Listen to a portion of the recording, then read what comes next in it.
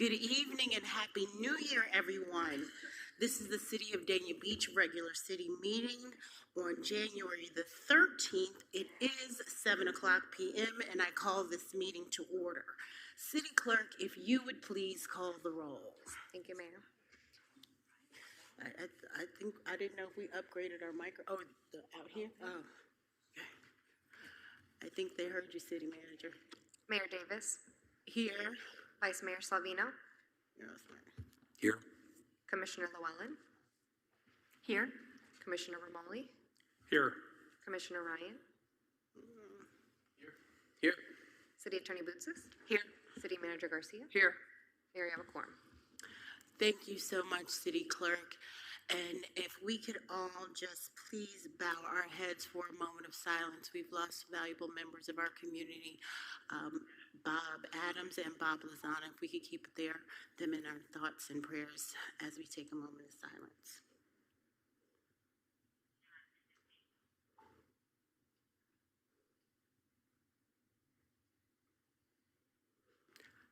Thank you. Please stand for the Pledge of Allegiance.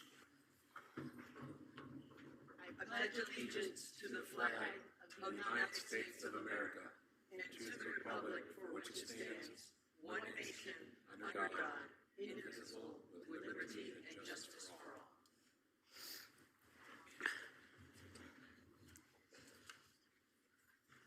City Attorney, if you would please read our statement of decorum. Yes, ma'am.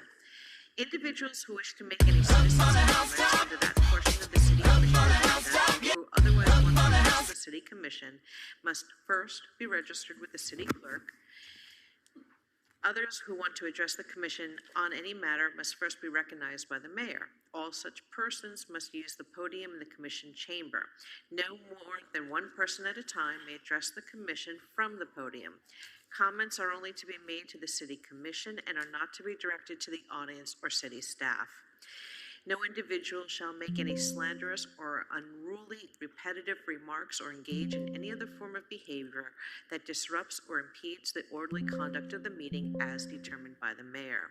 The mayor often allows applause during ceremonial or celebratory portions of the meeting, such as proclamations, presentations, awards, or public safety recognitions, as these are not actual action items and are intended to honor individuals or events. However, to safeguard an orderly meeting and to preclude intimidation of speakers on agenda items or designated public comments, the mayor ordinarily precludes clapping, applauding, heckling, or verbal outbursts at that time. Based upon the foregoing, no individual may speak directly to or address the mayor, commissioners, or staff. Comments are only to be directed to the commission as a whole. No clapping, applauding, heckling, or verbal outbursts in support of or opposition to a speaker or his or her remarks shall be permitted. No signs or placards shall be permitted in the commission chambers. If any person's conduct as determined by the mayor is found to be disruptive or interferes with the orderly conduct of the meeting, the person may be asked by the mayor to leave the commission chambers. If the person does not leave and the conduct persists, the city police department will be requested to escort the individual from the city commission chambers. All cell phones are to be silenced during the meeting. All persons exiting the chamber shall do so quietly. Thank you. Thank you, City Attorney. And we will move on to presentations and special event approvals. Item 3.1, request for proclamation approval for Black History Month, February 2026, sponsored by myself, Mayor Davis, and Monroe Udell Day, January 13th, sponsored by Commissioner Romoli. Do I have consensus from the commission? Yes. Yes. Thank you so much. And so item 3.1 passes unanimously. Thank you. And next we have item 3.2, which I'm very excited to present. Most of you know I go to the beach as much as I can on a daily basis, but there is one resident that if I'm not there, she is there. And when we say this statement, see something, say something, she is one of those who will absolutely say something. So whether it's good or whether it's bad, we want to thank Miss Nikki Hansen for reaching out to me. And before I bring up the Beach Rangers, I just want to read the email that was sent to me from Ms. Hanson. Good morning, Ms. Mayor Davis. I hope you are doing well. I am writing to ask if there is a way for the Beach Rangers to be formally recognized for the outstanding work they do each day. They work tirelessly through challenging weather conditions to ensure the safety of our beach and maintain a professional and positive demeanor even when dealing with frustrated beachgoers. They also assist visitors with often confusing parking meters and always offer a pleasant greeting to both residents and tourists. The Beach Rangers play an important role in representing our community and the city of Dania Beach. Their dedication and service is truly deserve acknowledgement. They are seen but not always thanked and appreciated. Thank you for your time and consideration. And so when we hear, yes, go ahead and give them a round of applause. Often as members of this commission, we see and we know the hard work that our employees do, and we thank Linda and Eleanor and Candido and our city manager, everyone who has built such a positive energy with our employees. And so when the residents notice, that really makes it extra special. So I want to thank the entire team, but I did take this under advisement. I reached out to the city manager. I said, do you think we could do something for our Beach Rangers? And per this request, and she said, I think it's the perfect way to kick off the new year on a positive note. So at this time, I really would like to bring up our amazing Beach Rangers to be recognized. And so I'm going to name them and come on down. Ricky Dotson, George Thompson, Michael Varas, Amanda Haynes, Zachary Joseph, Lance Fuller, and Gino Michael. Thank you so much. And Eric Walton, thank you for all you do to help out as well with all of our Beach Rangers. Give them a round of applause, everybody. These are some of the hardest working people in our city. Thank you so much.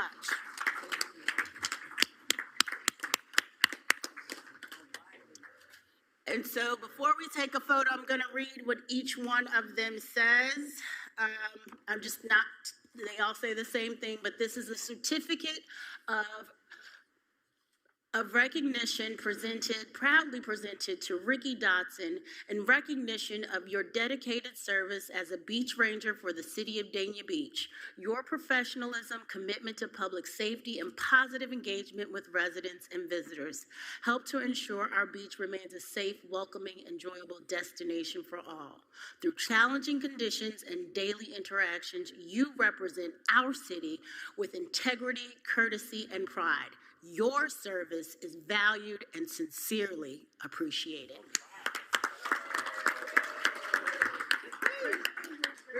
I didn't recognize Ricky without his hat. I know, right? All right, Lance. There you go, Lance. Amanda. There you go. The lady leading all these gentlemen. Zachary.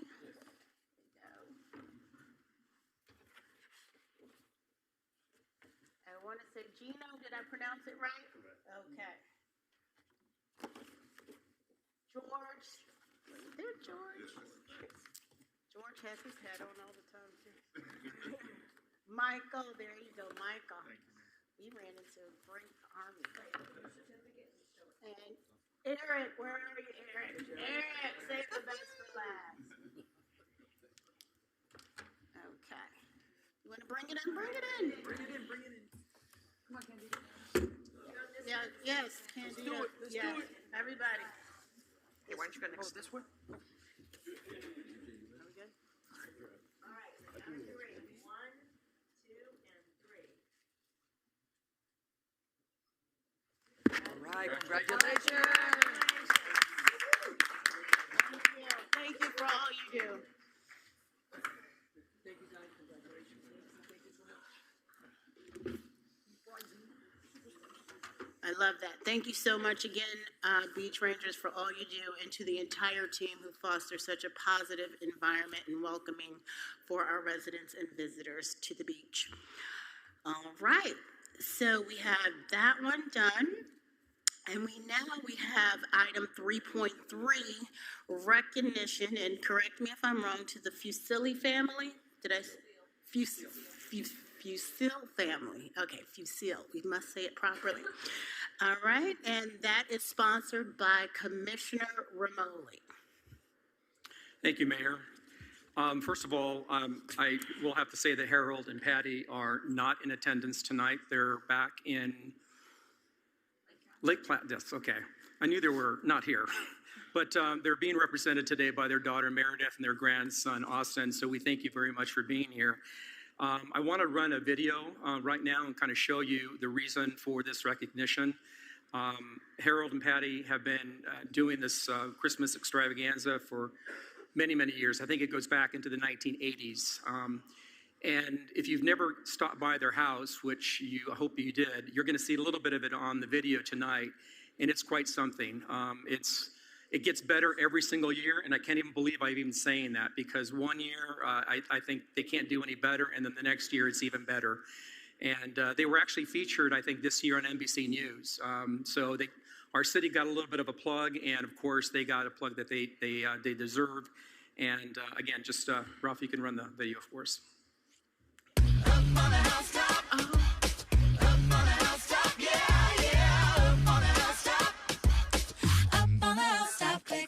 Come on, up on the housetop, reindeer cries, out jumps good old Santa Claus, down to the chimney with lots of toys, all for the little ones' Christmas joys. Ho, ho, ho, who wouldn't go? Ho, ho, ho, who wouldn't go? Up on the housetop, click, click, click, down through the chimney with good Saint Nick. Up on the housetop, up on the housetop, yeah, yeah, up on the housetop, up on the housetop, click, click, click. First comes a stocking of little Nell. Oh dear Santa, fill it well. Give her a dolly that laughs and cries, one that can open and shut its eyes. Ho, ho, ho, who wouldn't go? Ho, ho, ho, who wouldn't go? Up on the housetop, click, click, click, down through the chimney with good Saint Nick. Up on the housetop, up on the housetop, yeah, yeah, up on the housetop. May your holidays be jolly, your hallways filled with holly, your fireside stays burning brighter than it did before. May your string lights keep that twinkle, may your silver bells all jingle, and carolers sing carols at your door. And may your heart be evergreen every December, and a part of you believe and always remember that sugar plums dance and reindeer ride. Santa always reads your letters, and may you stay a kid on Christmas forever. Stay a kid on Christmas forever. Stay a kid on Christmas. May your turn in 87 be going on 11. You never grow too old for stockings full of candy canes. May you stay up late and listen. Up on the housetop. Thank you, Ralph. I appreciate that. Needless to say, I think that FPL is their best friend, yeah. But not only do they do this incredible decoration display in our city, they actually come out of their house and hand out cookies and talk to people. It's just a really great thing that you do, Meredith. We're so proud of you and your family, and we want to thank you very much for everything that you do during our holidays. And we'd like to read this certificate of appreciation for the Fusilli family. In sincere recognition of your extraordinary contribution to our community's holiday spirit, your magnificent Christmas display has brought light, joy, and wonder to all who have passed by this season. Thank you for your creativity, hard work, and for making our city and neighborhood a brighter place. Thank you. Photo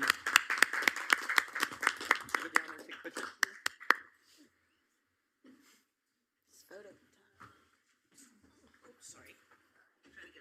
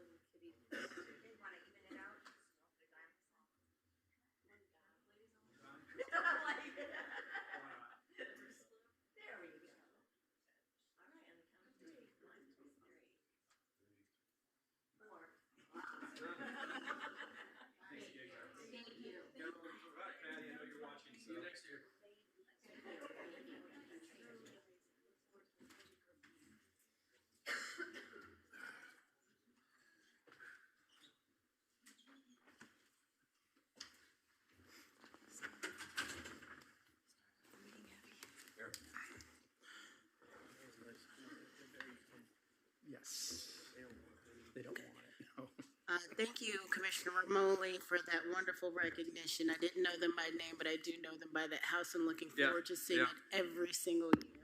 I think the Vice Mayor wants to say a couple things. Yeah, I do. Commissioner Romali, thank you for doing that for them. The Fusilles go back a long way, and just to give you they just didn't do Christmas feature in their house. They actually participated 40 years ago by grading Frost Park at their own dime. They used to have a trucking company and donated a field over there and just coached softball, baseball. They've been involved in the city for a long time. So just to give you an idea, it's not just about their lights, it's about their whole family. So. Thank you, Vice Mayor, for those additional positive comments. Thank you. Again, Commissioner Romoli, for that recognition. And next, we have item 4, special event applications for Parks and Recreation. We have Dania Point, their annual program application for approval, Mad Arts program annual application for approval, and the Rita Crockett Beach Sports Academy MLK Sports Festival. Do I have consensus from the commission for those items for approval? Yes. I have consensus, thank you. And we do have Miss Rita Crockett from the Rita Crockett Beach Sports Academy here. If you would like to say a few words about your event. Just quick, I won't take a lot of time. I just wanted to say thank you guys, first of all, for even making me be able to be here right now. But what I wanted to do this year, it's our first year, and MLK, Martin Luther King, what he did is he wanted to bring the future, bring people together without discrimination through social change.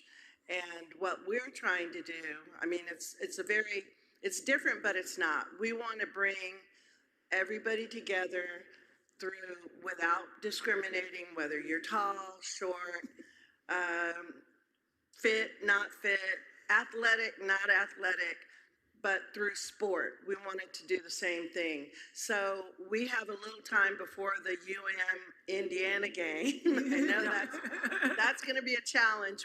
We should have said we're going to make it like a tailgater instead. But from 1 to 4 at Frost Park, or at Frost Park, known now as the Pit, Rita Crockett Beach Sports Academy, we're going to have a little sport fest where all my directors are coming out, the coaches, and we're going to open up a free clinic day from 2 to 3, where we're going to show the new sport, U-ball, which is a basketball on the beach.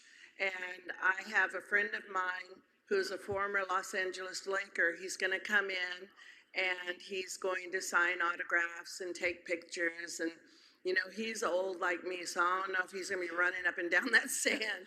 But I thought that would be a good thing. We have some kids coming to show it. We've got beach tennis, beach volleyball. We're even going to put up our beach pickleball and foot volley. And we want everybody to come on out and try these sports. You know, get together, just try it. It's really a lot of fun. And we also are going to try to grill some brats and give some little food away. And we have laser tag for the kids. Okay, Fantastic. So hopefully you guys will come out. Everybody, all of you guys, you're all welcome. And we'll see you there. Thank you. Thank you so much. Thanks, guys. And so thank you for that, and everyone is welcome. Those of us who ate a little much over the holidays, I think that will be a great activity to attend in the afternoon. Thank you, Ms. Rita Crockett of the Rita Crockett Beach Sports Academy. Next, we have item 5, which is a presentation to City Attorney Eve Bootsis from our very own City Manager Anna M. Garcia.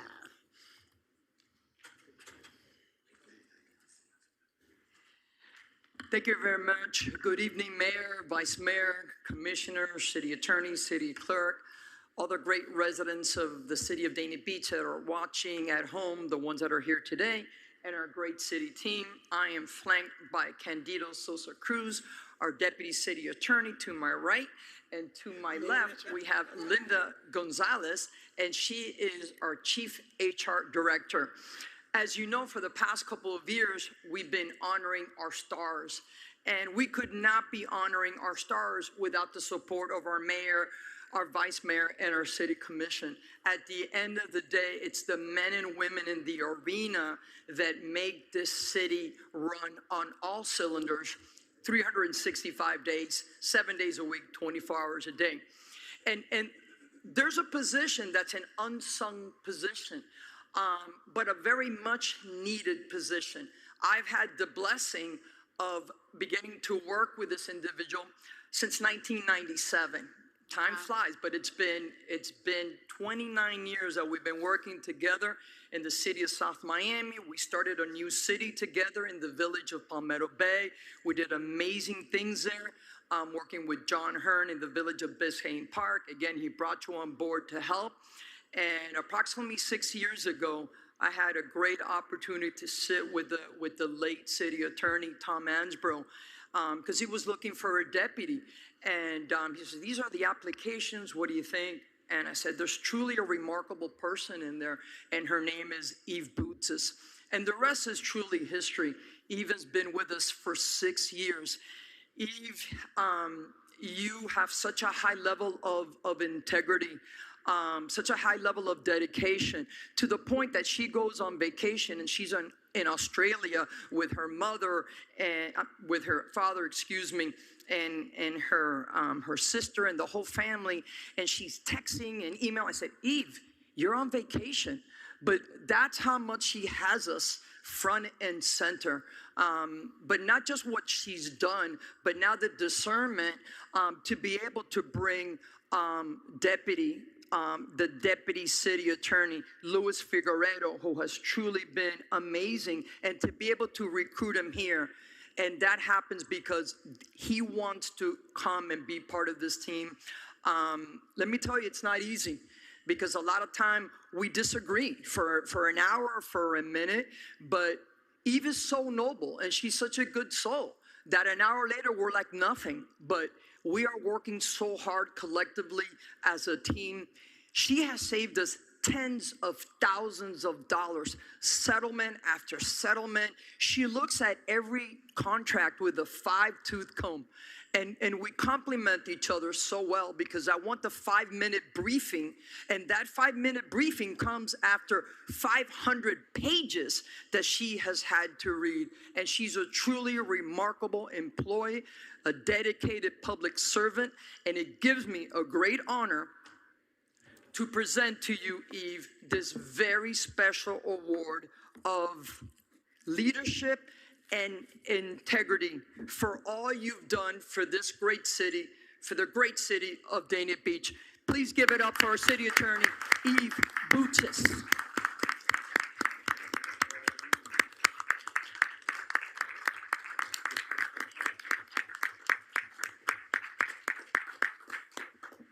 You have 13 minutes for your speech. No, just kidding.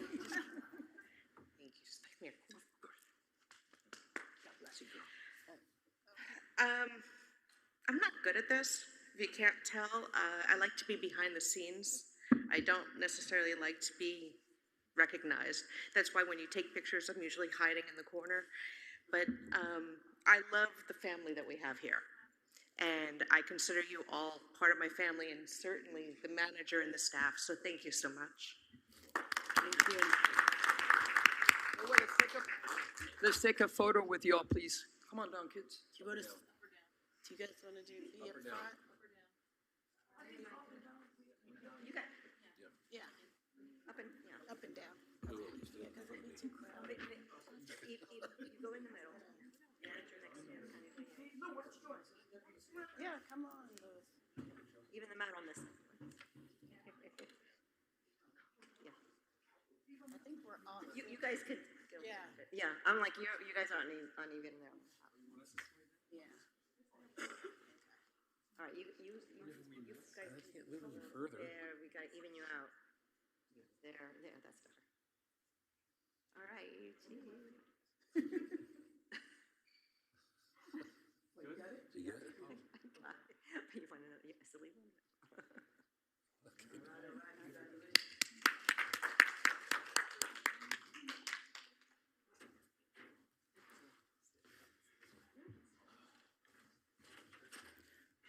Thank you, City Manager, for that well-deserved presentation. And thank you, City Attorney Eve Bootzes, who doesn't like to be recognized and stays in the background, but is truly, truly a knowledgeable and integral part of this Dania Beach City team.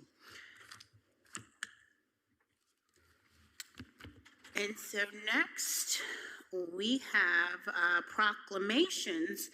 Item 4.1, a proclamation for Martin Luther King Jr. Day coming up on this Monday, January the 19th. And so I will read this and do a special presentation following.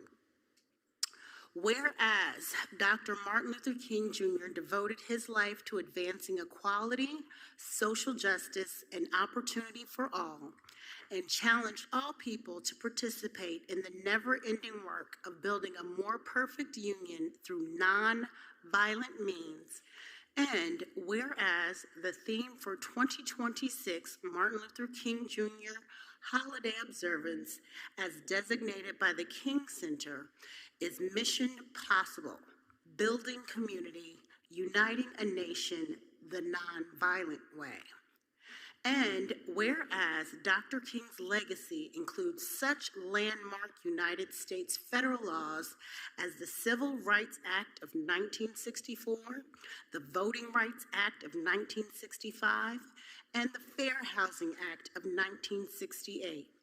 And whereas Dr. King taught us to see commonality in our dreams, our hopes, and our fears, the threads, truths, and dignities that bind us together as human beings. And whereas Dr. King believed that the arc of the moral universe is long, but it bends towards justice. And whereas all hands and hearts to keep its course straight and true. And whereas the ideals of Dr. Martin Luther King Jr. and the City of Dania Beach's commitment to human rights are worthy of reflection and remind us that improving the quality of life for all members of society is a responsibility of every member of the society. And whereas we recognize the need to model Dr. Martin Luther King's pursuit of unity, equality, and justice to prevent all forms of discrimination, including systemic racism. And whereas to honor Dr. Martin Luther King's dream, the City of Dania Beach will host our inaugural MLK Day of Service on January 19, 2026, with the Community Beautification Project along Northwest 1st Street and our ongoing commitment to enhance and beautify our city. Now, therefore, on the behalf of the City of Dania Beach, I, Joyce L. Davis, Mayor of the City of Dania Beach, Florida, do hereby proclaim January 19th, 2026 as Dr. Martin Luther King Jr. Day in the City of Dania Beach and encourage our citizens to honor the great legacy of Dr. Martin Luther King Jr. by observing this day and by coming out to our day of service. At this time, I have a very special guest here, Ms. Deborah Settles, who will be accepting the Dr. Martin Luther King Proclamation on behalf of the City of Dania Beach. Please welcome her. Ms. Settles is another one who is shy and doesn't like to speak, but she is one of those who moves in the background of the community and truly, truly makes a difference in everything that she does. And so I asked her to say just a few words, even though she is shy. But what a wonderful staple in our community, and thank you for accepting the proclamation for Dr. Martin Luther King Jr. Day. Thank you. I'm grateful to accept this prestigious award in the spirit of Dr. King, and I just work hard to be a good neighbor and to be of service to those who are in need. And so I work hard at doing that. And thank you, and that's what it's about. It's about service. Thank you. Thank you.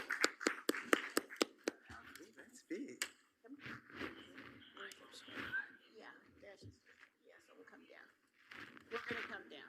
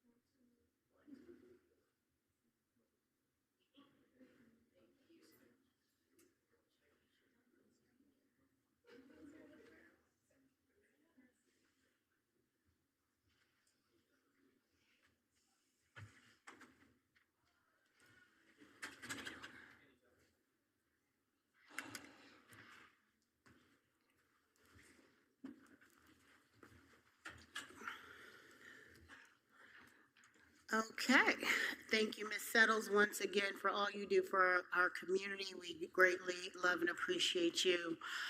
Next, we have item 4.2, Monroe Udell Day, sponsored by Commissioner Ramoli. Thank you, Mayor. Well, first of all, I'd like to extend a very warm thank you to Lily Skipper, who actually brought this to my attention and told me that there was no Monroe Udell Day at Dania Beach. And of course, I didn't believe it, but it's true. And I can't believe it because he was such a significant part of our city. But today we have his daughter, Linda Zackheim, here to be able to, we can be able to present this proclamation to you on his behalf. And you continue to run that restaurant day in, day out. I know you work very hard. It's a landmark here in Dania Beach, and I don't know what we would do without it, honestly. So I'd like to read this proclamation for you.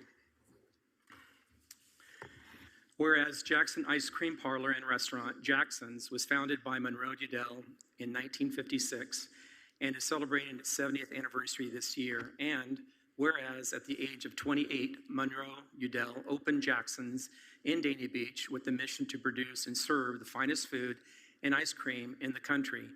And whereas on opening day, Jackson's showcased its open kitchen and curved Formica counters and offered an extensive menu and a rare treat, ice cream, made daily on the premises. And whereas Mr. Udell caused excitement and displayed bravado in the community by routinely ignoring Jim Crow segregation laws and hiring and services at Jackson's long before the passing of the Civil Rights Act of 1964.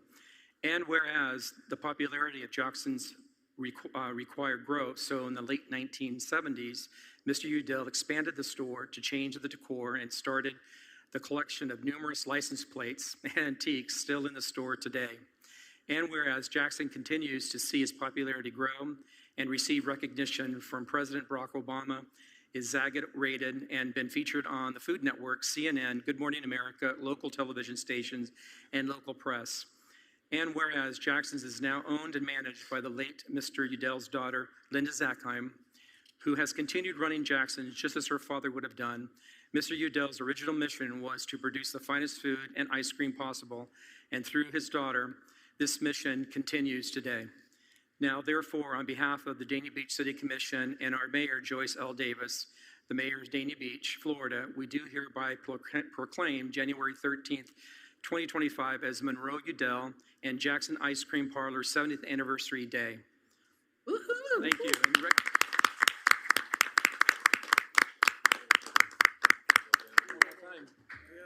We're starting off. I'll go this way. You sit. Okay.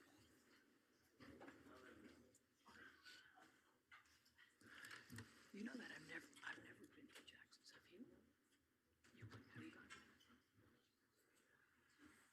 I didn't have ice cream. I had like a sandwich. Oh, I gotta try the ice cream. I like ice cream, but I have to like keep it out of this.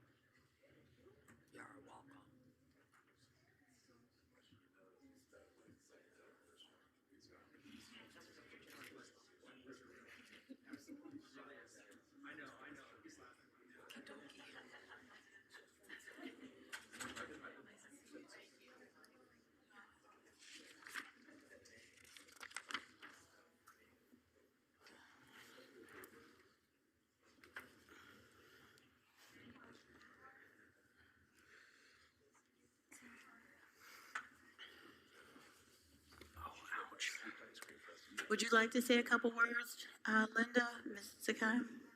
Would you? Yes. Oh, hold on.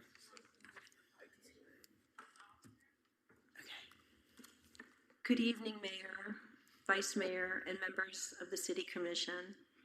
Thank you for this incredible honor and for recognizing Jackson's as we celebrate 70 years here in the city of Dania Beach. My father, Monroe Udell, along with my mother, Connie, opened Jackson's in 1956 when they were just 28 years old, with a simple vision: making the best homemade ice cream using my father's secret proprietary recipes and serving the best quality food and creating a place where families could come together and make memories. And I'm so proud to carry on their legacy today. Over the past 7 decades, Jackson's has been blessed to win local and national awards for the best ice cream and to be recognized as one of the most iconic restaurants in South Florida. We've also provided job opportunities to thousands of local Dania Beach residents and students, proudly giving back whenever Dania Beach or communities across Broward County asked us to donate or participate, and welcomed families and visitors from all around the world to celebrate life's most monumental occasions and holidays. Jackson's is deeply proud to be part of the Dania Beach community and grateful for your continued support. And we look forward to celebrating our 70th anniversary on February 19th, and we welcome all of you to come and celebrate with us. Just thank you so much. We appreciate it. I wish my dad was here to see it, and I'm sure he's watching us now. Absolutely. Thank you so much, Linda. Thank you again, Commissioner Romoli, for bringing that forward. Very well deserved. And thank you for making the city of Dania Beach so proud. Thank you so much, ma'am.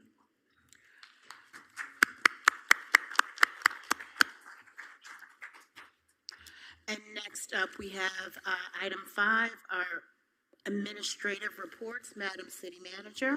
Yes, thank you, Madam Mayor. Good evening, everyone. Put on my glasses.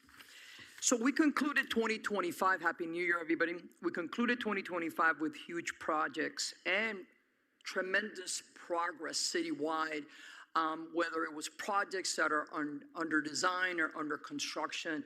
It's going to be a truly remarkable 2026. One of those examples of the progress and the investment that we're making here in our city is our C.W. Thomas Park. It's an iconic facility, and we look forward to an amazing ribbon cutting. This is a $22 million investment. It's a record-breaking investment. And as I continue to make these managers report and bring forward all this information, we're going to have a lot of record-breaking information. Today, I had a meeting with our HR director, and she told me that we have hit a record low in employee turnover. When I became your city administrator, we were at an all-time high, almost at 20%. Throughout the years, with the support, the unwavering support of our mayor and our city commission, we've been able to not just retain and recruit, but promote the very best. We are at a turnover rate of under 5%. Thank you. We are an employer of choice, and people want to come here. It's easier for us to be able to retain, recruit, and promote the very best. So thank you very much for that. We have confirmed Thursday, February the 12th at 5 p.m. for the historic ribbon cutting at the C.W. Thomas Park. We're going to be bringing more information forward, but I wanted everybody to put in your calendar February the 12th at 5 p.m. because this ribbon cutting is going to be truly remarkable. There's going to be so many different types of sports, activities, education, and social activities, not just for youth, but for adult co-ed sports. Wait till you see it. It's truly, truly remarkable. These are your tax dollars at work, and everybody's going to be extremely, extremely proud. Throughout the week of January 12th, we are actively beautifying Northwest First Street from the bridge to the west, all the way to the railroad tracks to the east. And this has already started as we prepare for the big day of service to celebrate and honor Dr. Martin Luther King. Our goal is to be financially sound and to do things that last in perpetuity. So not only are we going to have a beautiful C.W. Thomas Park, but we're going to continue to enhance Northwest First Street, which is a major thoroughfare in our city. And I want to thank our deputy city manager, who's working with Public Services Department to ensure that Northwest First Street comes out really beautiful. But we're going to need more hands and more volunteers on the 19th. So please join us. We're going to have, breakfast and refreshments and snacks. And we're really going to celebrate what Martin Luther King was all about, which is bringing people together and to leave a lasting impact in the community. So we're very, very excited about that. We're also going to be working very closely the same day, in addition to the day of service on Northwest First Street. We work very closely with all our schools. So Collins Elementary principal has reached out to us. We're going to be doing another beautification project at Collins Elementary. So we're going to really have our hands full on Dr. Martin Luther King Day, and it's going to be truly remarkable. Our special events team is planning a Black History Month reception here at City Hall from 5 to 7 p.m. on February the 24th. We are very excited as we continue to elevate our events and the quality of our offerings. As I have mentioned to you many times, and I've discussed this with our mayor and commission, this is no longer the status quo city that we used to be. This is a city that everything we do, everything we plan, every time we put a shovel in the ground, every time we have a special event, we want to make it better than the last. So we're truly excited about the event to really honor Black History Month here. So put that on your calendar, and that's going to take place here at City Hall on February the 24th. We are also working on the design of the Sally Port behind our police substation on Northwest First Street. This is aligned with our adopted strategic master plan that focuses on safety. Before, we used to have a parking lot due east of our substation, where we would have our BSO team members bring whomever we had arrested through a parking lot, and it wasn't really the safest way. So we are working on the design of the Sally Port that's going to really make the transport a whole lot safer, and we're going to clear out all that parking lot and enhance it, because we feel with everything that we're going to be offering at C.W. Thomas Park that we need additional parking. And that was the #1 concern when we met with the residents around CW. Hey, we're building this great facility, but are we going to have enough parking? Well, we heard you loud and clear, so we are going to be expanding our parking for the safety of those that are coming to enjoy that beautiful facility. On Tuesday, January 6th, we commenced the interviews for the communications and marketing manager. Unfortunately, that position was vacated by Suzette Rodriguez, our marketing manager, who got engaged and she moved to Orlando. And because we are an employer of choice, we had an abundance of really, really good candidates. So we're going to be making an offer next week, so we're not going to miss a beat, and it'll be a seamless transition on that position, because marketing and communications is extremely important. You see your newsletter that you get in the mail to give you more information. We're working on our website to make it easier to navigate. So everything that we do it to make sure that we're communicating very transparent with all of you. So we're very excited to fill that position.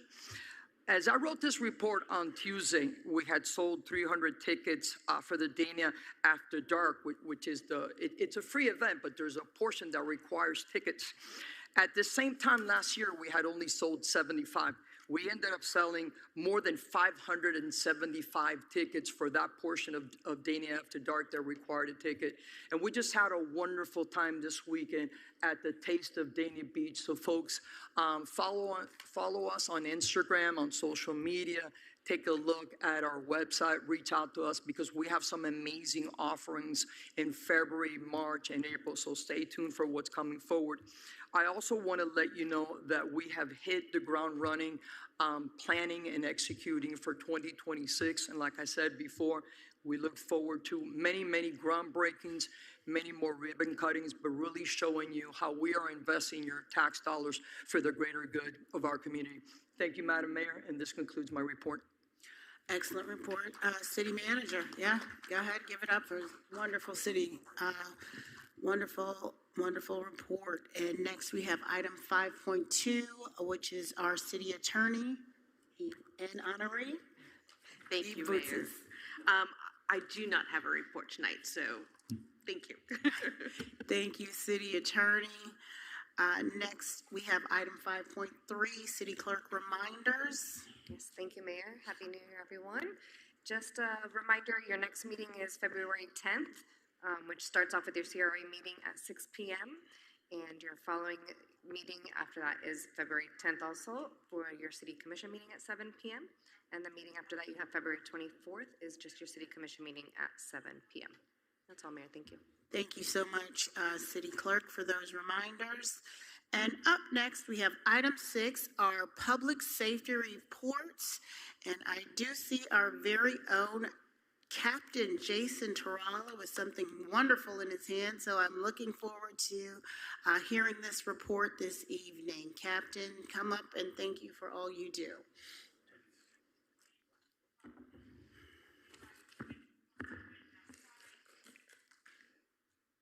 Good evening, Mayor, Vice Mayor, Commissioners, City Attorney, City Manager, City Clerk. So I'd like to start by acknowledging the city on a very successful day after dark. It starts with the City Manager in our priority for keeping the residents safe and working with Cassie and Ashley from the parks to make sure that we're unified, as well as our fire department, making sure that we're all unified together to make sure we put on a safe event for everyone. And again, everything was fantastic this past weekend. As far as the law enforcement perspective, we had no issues, so everything was fantastic. I also want to let you know that since our last meeting, we had the Hanukkah celebrations, and that was right after the terrorist attack that happened over in Australia. So I received multiple emails and phone calls from our rabbis throughout the city, and just so happens Detective Hoff and Sessions, who are here tonight, they went out personally and made contact with every single rabbi and synagogue and Jewish institution in our city to let them know we were here, hear their concerns, and we made sure we had directed patrols at any synagogue who requested it. We met with all the rabbis. I personally met with rabbis, and we made sure that they were safe during the holiday season, and we quelled any of their concerns and their fears. And we had another perfect holiday season here in the city without any issues at all. And another fantastic report I want to tell you is that I've gotten multiple complaints from residents, Commissioner Llewellyn, Commissioner Ryan, reference the boat that was on Old Griffin Road. So today I can happily tell you all that we removed that boat from Old Griffin Canal over there off of 30th Avenue. We worked with our BSO Marine unit. We were working with code enforcement, FWC. We finally were able to get the boat removed from there. I know it was an eyesore for the city. So we got the boat removed today. Max's Towing picked it up once our dive team was able to safely get it picked up, moved. So it is gone from that canal and it is out of there. So that's very good news for our residents in the city. And yesterday, Deputy Rica, while he was in the area of Chesterbird Park conducting our proactivity that we continue over there, he was actually on an arrest. And while he was in Chesterbird Park on a proactive arrest he made, he actually heard 6 to 7 gunshots. He began running to the area, which was right behind Chesterbird Park, and he observed a male running. He stopped that male.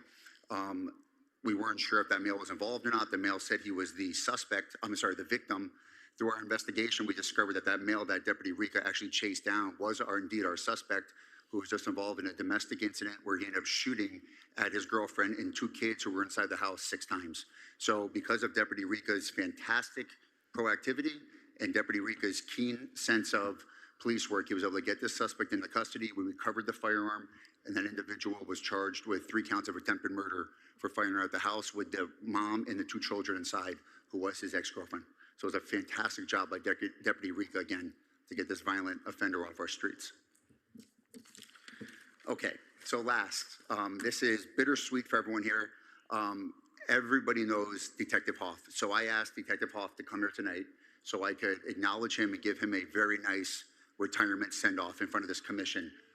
Everyone here, our residents, our commission, everyone knows him, and I wanted to give him a send-off. He's here tonight with his beautiful family, his friends in the background.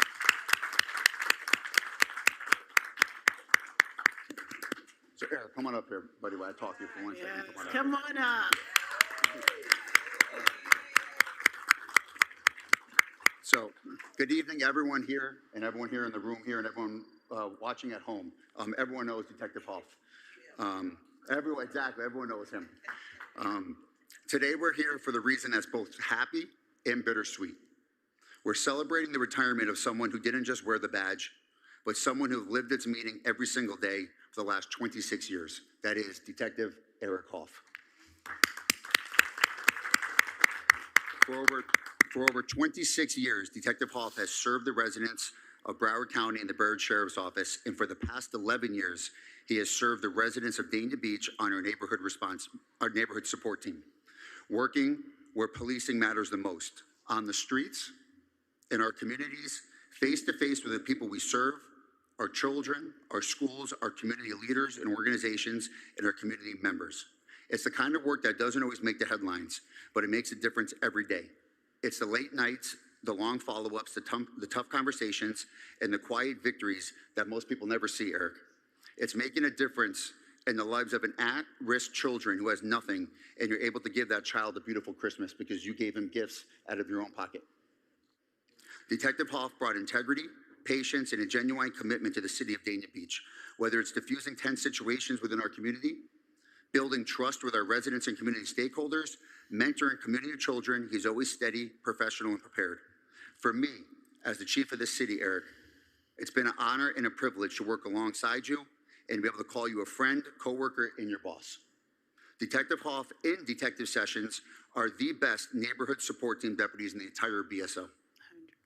They're such a dynamic duo, and we're going to miss him very, very much. Because of Detective Hoff, this community is a safer, and because of the work you've done. You've done it without recognition or praise. You've simply done it because it's the right thing to do. No career like this happens, Eric, on your own. So we also want to thank your family.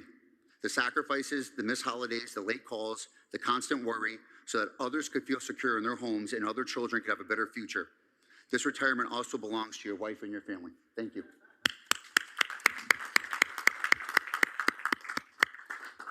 Detective Hoff, your legacy isn't just about the cases you've closed, the arrests you've made, or the crimes you prevented. It's the trust you have helped build within this community, the partnerships and engagements you've helped build in the city of Dania Beach. Your legacy is the children that you helped stay out of jail, the children you've given food and gifts to so they can enjoy their holidays. Otherwise, they would have nothing. The question that's often asked to leaders is the agency better today than what it was when you got here? In your case, is our district, is our city better than it was when you took on the neighborhood support team? And that answer is a resounding yes. You have meant so much to the city and this community and to myself personally, Eric. As you begin the next chapter of your life, I hope it's filled with rest, new adventures, and a chance to enjoy the time with your beautiful family that you have selflessly given to others. On behalf of your colleagues, the Broward Sheriff's Office, myself, Sheriff Tony, and this entire commission, congratulations on your retirement. Thank you for everything.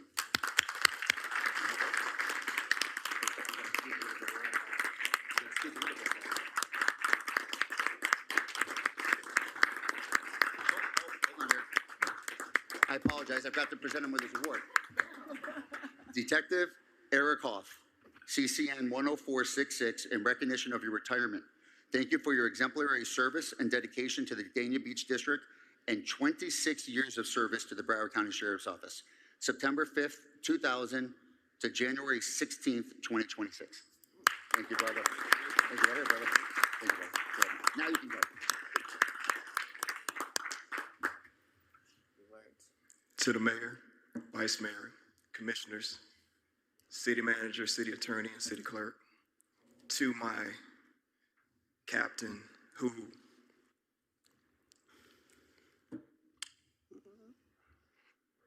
amazing. It's not just a captain to me, he's my friend. He's been solid. And to the residents of Dania Beach, Gonna miss you guys. To my partner, Taryn, I've known her 23 years, and we worked together for 11. Couldn't ask for a better partner. To my friend JC, who showed up. To my wife, my kids.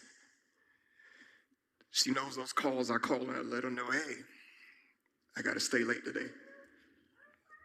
Sometimes she believes me, sometimes she doesn't.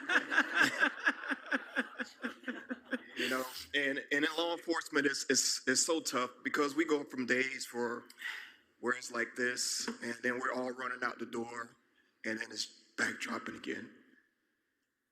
I see tears in the eyes of those I've touched. You guys are family. I couldn't have landed in a better city, and that's honestly, and I couldn't have worked for a better command staff.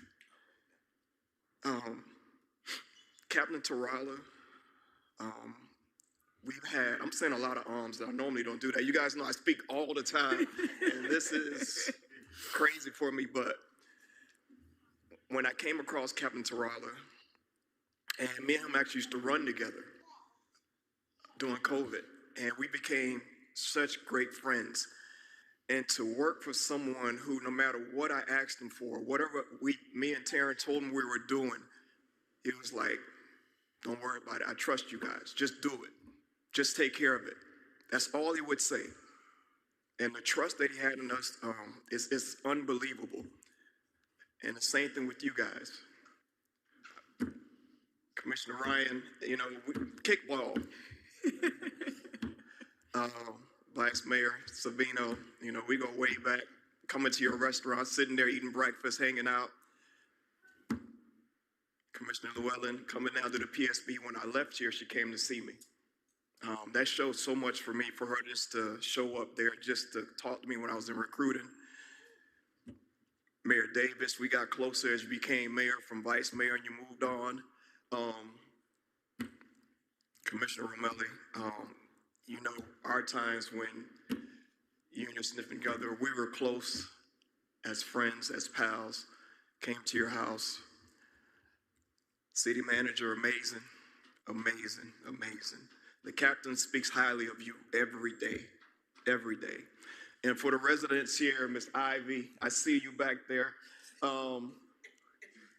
My buddy Leslie, who was here, and some of the names I will, as I look at you guys, I just want to say thank everybody here that I know as friends and came out today to show me love. For the people sitting in the back, the meetings that I attended, I just want to say thank you, and thank you for everything. It's been a great journey. There's nothing I would change. I've always said one thing since I've been working as an officer: treat everyone the way you want to be treated, and you will get it back. And I live by that, and it's been a total blessing from everyone here. I just want to say thank you, and I don't want to start crying again.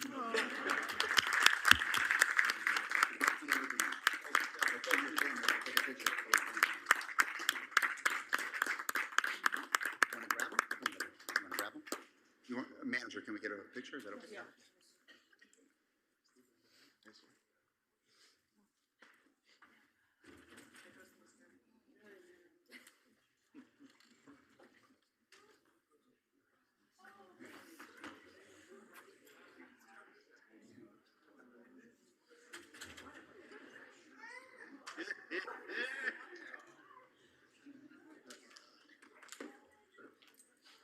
Hey, I know you got the most up-to-date phone.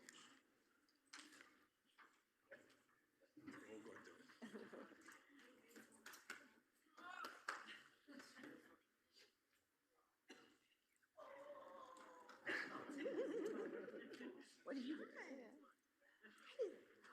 What you got there?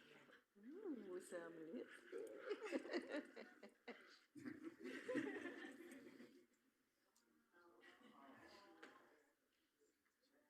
All right, don't look at the kids, just look forward. You'll look over here. Hey there. Hi. 1, 2, 3. Go ahead. Go ahead. Take your purse. Oh.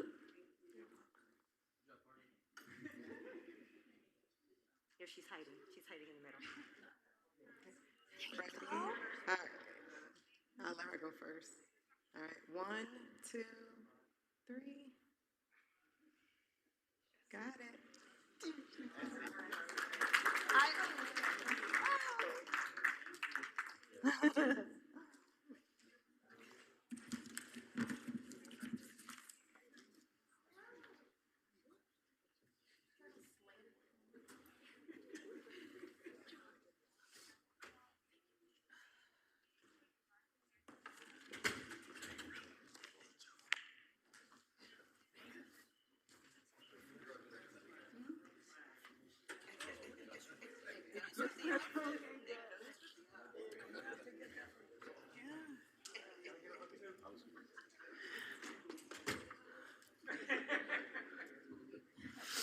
No,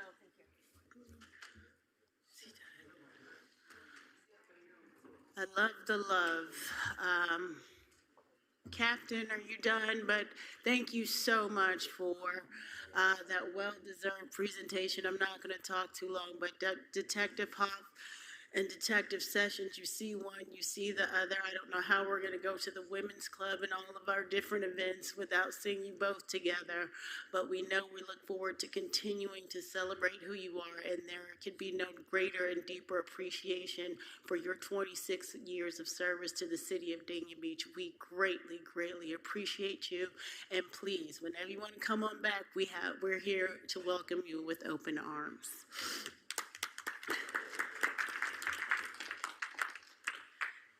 Whew. And now we will move on to our BSO Fire Chief, Sergio Pellicer. Come on down, Chief. Good evening, Mayor, Vice Mayor, Commissioners, City Manager, City staff, and the great residents of Dania Beach. It's hard to follow up that presentation. Again, congratulations to Deputy Hoff. So over the month of December, it was our busiest month. We were dispatched to over 775 calls for service, 657 were medical calls, and 118 were fire-related calls. As you know, our team's always busy running those calls, but during the holidays, we step it up a little bit more because there's a lot of things that need to get done. So during December, our fire crews, our Quint 17, participated at the Hanukkah celebration at Abat Israel. They also participated at Christmas Parade of Fort Lauderdale Estates. That's become an annual event that the residents look forward to with the fire truck escorting them. And our Engine 1 participated at the annual Hanukkah celebration in Dania Point. But most important, the month of December is, we do our toy drive in November, and our crews, along with our deputies, participated in what we now call Operation Santa Drop. We delivered toys and gift cards to over 30 families in Dania Beach. We worked together with Collins Elementary and Bethune Elementary, and we helped spread the holiday cheer to local children, families, and our community. It reminded our crews that the spirit of the season is strongest when we take care of our own. So, thank you. That's all I have for my report, and if you have any questions. Nope. Well, no questions, I don't believe, but thank you, Thank you. Chief Pellicer, for all you do for our community. That was such a wonderful event at Dania Point with for the Hanukkah event, and what you do with those toys, and really just immerse yourself in the community every time you get. We greatly, greatly appreciate all that you do. Thank you very much. Thank you.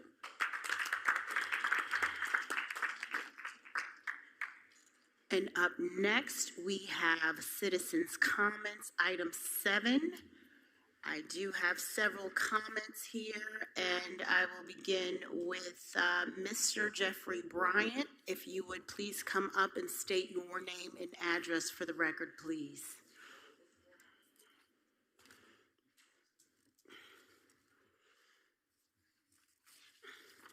Good evening. Jeffrey Bryant, 136 Northwest 5th Avenue, Dania Beach, Florida. I want to say hi to all the constituencies in place at this time. Mr. Ryan, Mayor. I'm up here because I'm kind of disappointed in whereas in the Martin Luther King parade was canceled. I don't know all the details at this time, but I want to let you know that it's still going to go on with or without the city. We did that prior to the city funding. I just want to know if you guys can just address that maybe later at this time. And the second thing I want to address is First Street and Northwest Fifth Avenue. So it's a stop sign there. So everyone continue to run that stop sign. I don't know how you can address that issue, whereas you can move the stop sign more towards the street, because it's an accident waiting to happen. And I don't know if the city thought about that issue. It's a lawsuit. Even without the lawsuit, maybe you can have an officer write tickets so they'll know, because I know we have tourists that they go from the hotel to Dania Point, but they run this stop sign continuously, and that's including the police officers. They're here. Yes, they're here. So I'm gonna let them know they run the stop sign. It's not an emergency every time because your siren is not on. So I just want to address that. That's it. Thank you, Mr. Bryant. Up next, we have Robert Kirschgraber. Robert Kirschgraber. Okay. Apologies if I butchered your name. Please come up and state your name and address for the record, please.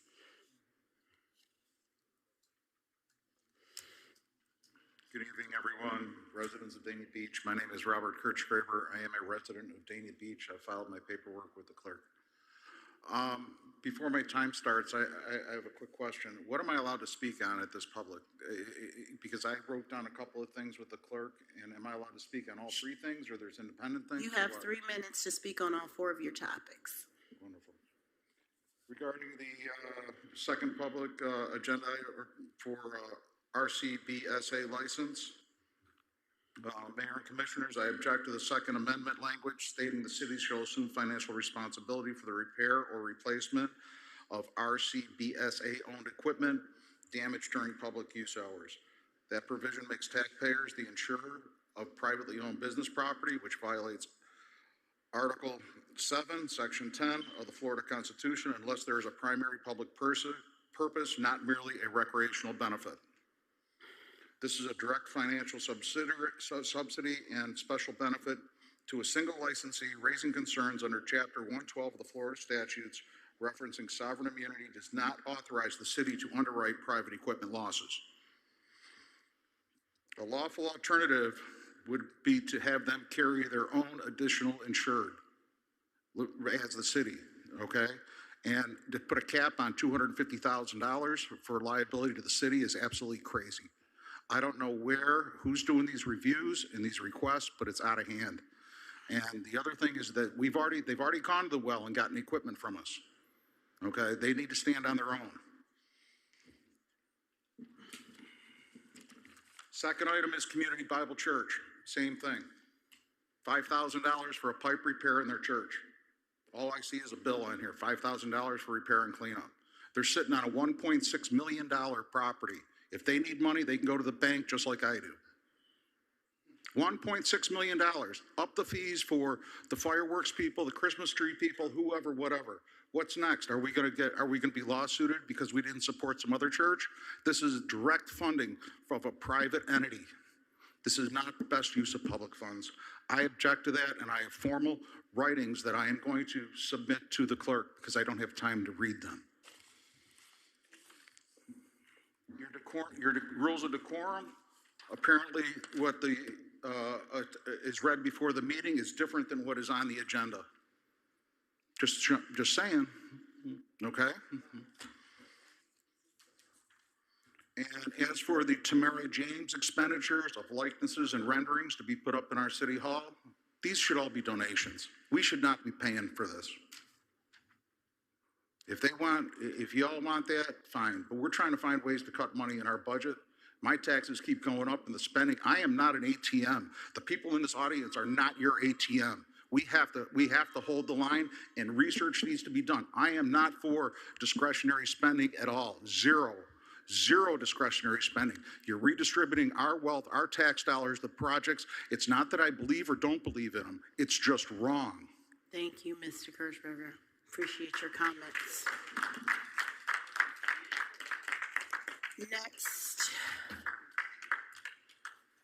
Next we have Shatoria Black.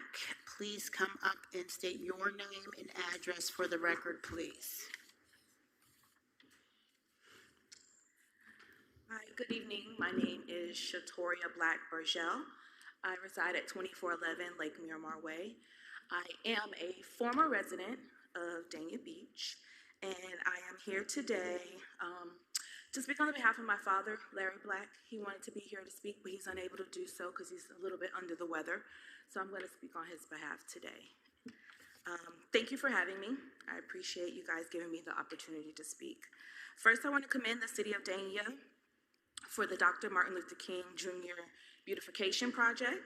I think it's a meaningful initiative, and I appreciate the effort being made to beautify the neighborhood. Although I'm not sure how it directly ties into honoring Dr. King's legacy, it's imperative that we continue to honor those who stood for justice, equality, and community. I just want to say I am because I'm getting into a little spiel, so bear with me, but I am a flight attendant for Delta Airlines, and I've traveled the world, and one thing that remains the same, no matter where I go, what country I'm in, they are rooted in tradition, and traditions are important to all of us, me included, and the communities that I am a part of and serve. With that being said, I want to highlight how the city decided to make an abrupt change to the long-standing tradition of honoring Dr. Martin Luther King's legacy. I respectfully ask the city also continue to give thoughtful consideration to the long-standing MLK traditions here in Dania Beach. So I know you guys have come up with a new tradition that you're going to be initiating this upcoming Monday. But since 1985, our community has honored Dr. King through a community breakfast, a march, a church service, and afternoon activities. Events that have brought generations together and strengthened the fabric of our city. It is my understanding that the committee learned about this new initiative late in their planning process, and that they would no longer be receiving city support after an alternative plan had already been established. Receiving that information after decisions were made was understandably difficult for many who had already dedicated years to this work. I'm also aware that there was a significant budget that was allocated for the MLK Day festivities. I remain hopeful that there may be an opportunity for collaboration that allows for shared and inclusive approach. I speak as someone raised in Dania with deep ties to the community and who still considers it home.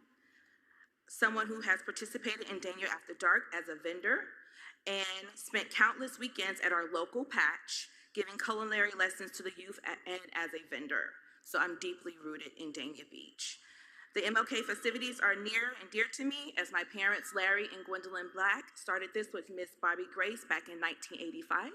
I hope today that you guys find a solution or attempt to make some type of collaborative decision to where we're all able to do everything. That we're able to have the march, we're able to do the initiative, and we're also able to satisfy the community members because some of them are very upset. Thank you, Ms. Black. You're welcome.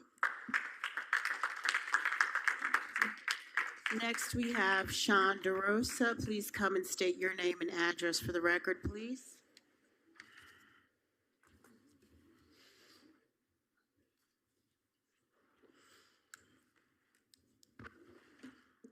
Sean DeRosa, good evening. The first thing I wanted to talk about tonight was with the agenda I saw in the backup that our development department is going to establish a code officer to track the vacation rentals, and I thought it's a very good progressive idea. Who is that person? I didn't see the person's name listed or their contact information. Will they have an email and a direct cell number that not only the residents can reach, but that the city staff and our city elected officials can reach?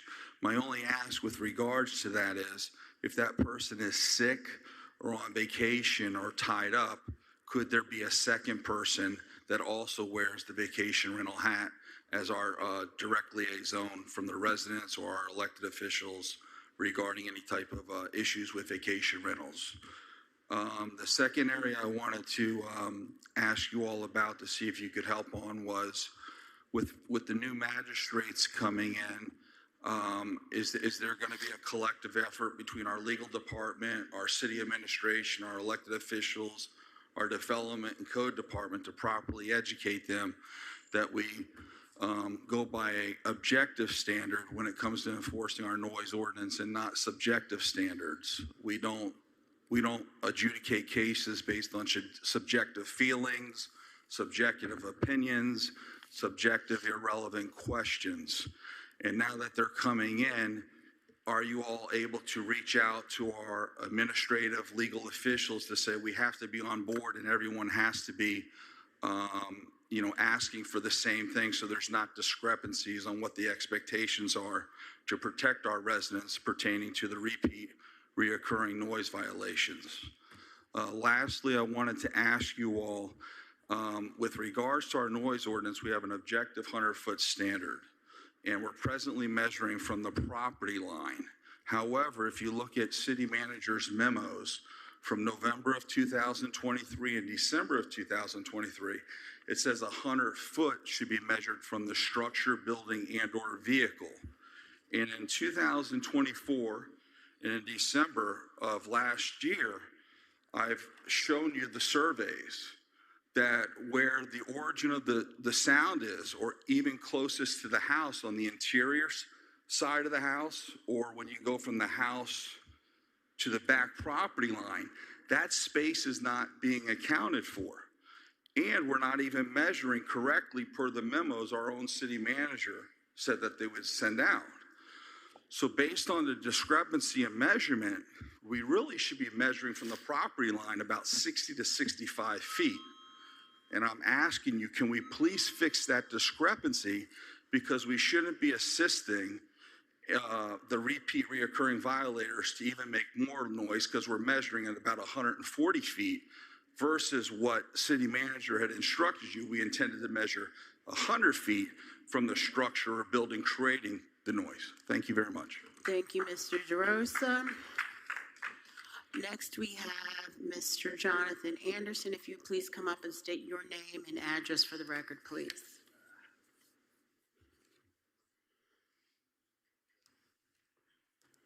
Good evening, Mayor, Vice Mayor, Commissioners, City Manager, City Clerk, City Attorney, and one of my favorite mayors of Dania Beach, Tamara James. The MLK Renaissance Committee have done a phenomenal job with the MLK celebration. Dr. King wrote a book, his last book out of 4 books, and he made a beautiful speech. Where do we go from here? As we know in America, we've never had a good social relationship. But yet still, we keep fighting for justice. That's what he lost his life for. Speaking out for what's humanly right. We as blacks, we are not subhuman. We've been called everything. Even within the dictionary, it looks at blacks as being negativity. I'm very upset and a little concerned about how the change occurred. To me, the MLK committee should have been able to meet with this mayor, vice mayor, as well as the commissioners in regards to moving forward in a new direction, if that's the case.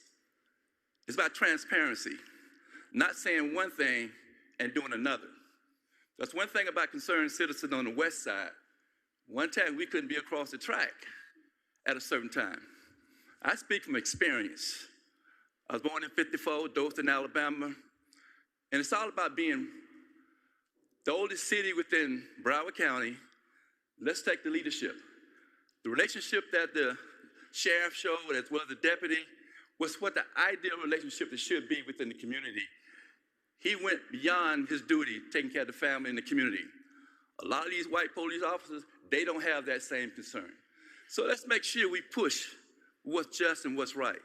That's what King stood for, justice and what's right. That's why he was killed. He was killed because he wanted the American. We speak one thing, we salute and pledge our allegiance to the flag. I served in the armed forces. But sometimes soldiers came back, they was killed in uniforms. So we have to make sure we understand what his legacy is about. His legacy is about policy.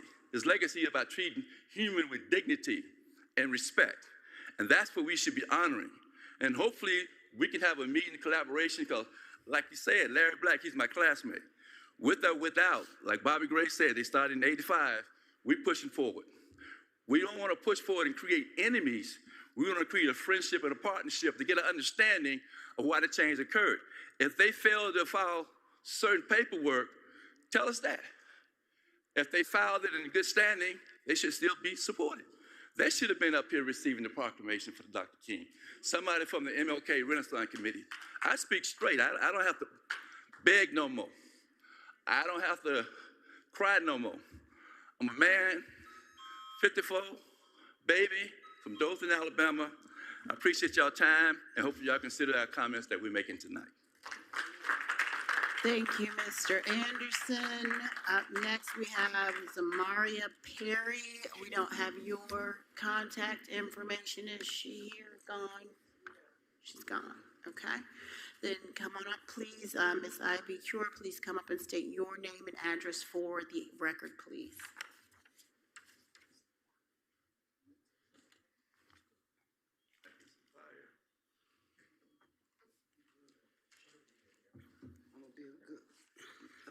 Good afternoon, good evening. My name is Ivy Cure, 209 Northwest 14th Court, Dania Beach, Florida. And thanks for letting us have to speak. Okay, we were instructed by the city staff to complete the commission approved funding application. At no point were we told we didn't qualify. So why direct us to apply if we didn't meet the criteria? The city never notified us, and I'm a part of MLK committee as well. The city never notified us that the commission had voted to go to a different direction. As of late November, we were still waiting for approval until Tamara James called and updated and told funding was denied. Meanwhile, we were already planning our annual MLK event, just as we have for years. Yes, our nonprofit status was temporarily revoked, but that was due to IRS correspondence being sent to the wrong address. That has never impacted our integrity or our partnership with the city.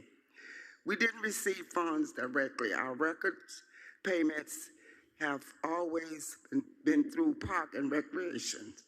Let's be clear. The only time the city wrote us a direct check was during COVID, and that money approved by the commission went straight to the student scholarships. If there's any doubt, ask finance. We didn't touch the money. Now, this year, rather than funding our historic MLK celebration, the city is redirecting the funds to plant trees. The CRA already plant trees throughout the year, and the city has dedicated tree funds and tree planting programs in place. So why is the funding for MLK Day being taken to do what you already have resources for that program? Are you planning to continue supporting our scholarships as we've done for 40 years, or are you just taking the money to plant trees again? Let's not forget, this administration already took the Taste of Dania Beach, renamed the Trunk or Treat to Fall Festival, and pushed us out of our own events. Now you're trying to pass off the MLK event as an annual tradition. You don't have one. We built it. The city has a long history, and I'm a witness because I'm born and raised here. With discrimination, we couldn't come across the track. They have a long history of suppressing the Black community from forcing black public workers to park in the back and now erasing our legacy to in plain sight. We're tired and we're watching, and we will not stay quiet. I will not stay quiet. You were elected to serve everyone and start acting like it. Thank you. Thank you, Ms. Cure. And I believe our last one, we have Pastor Ricky Young. Please come up and state your name and address for the record, please. Good evening, elected officials. My name is Ricky Young. I reside at 225 Northwest 7th Avenue in the beautiful city of Dania Beach. Not only I reside there, I am a homeowner. Let's be clear about this. It's not just about the MLK events, but a broader movement to be seen and heard as a full human being, not 3/4 of a human being, which was stated earlier. I want to echo on the MLK proclamation order. Let's look at your motto, see it. We see the Atlantic Ocean, SEA. SEE, I see things, not being totally transparent, not communicated with simplicity. I live it. Open racism, lack of human respect, dealing with predatory lending, denying access to voting rights, redlining districts, housing discrimination, no equality in job hiring based on experience and qualification. We have someone up in the White House, not even qualified, but y'all voted him for the highest office in the land. 34 convictions, and when I have one, I can't get a job at Burger King. Something wrong with that. Denying interest to hotel and etc., other things. Separate rules for the black and brown communities and laws that will hinder the people of color.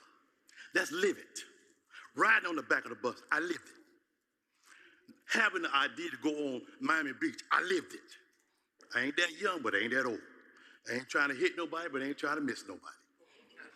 I love it when we as God-created human beings come to a full understanding that we all must come together in order to address those horrific atrocities put on the black man. Therefore, we as a people can't move forward trying to tell me and us to forget about true history. Society don't tell the Jews to forget about the Holocaust or other ethnicity, so far as the Japanese when they got reparations. The Germans, the Italians, the Irish, they don't tell them to forget about their legacy. But when the black people finally get reparation for the horrific abuse that is still going on in 2026, we're just spinning our wheels in the wind. One more thing as I hasten to my seat. Control the narrative, control the media, and then you control the people. Thank you, Mr. Young. We will now move on to item 8, which is the consent agenda. Are there any items that the commission wishes to pull from the consent agenda?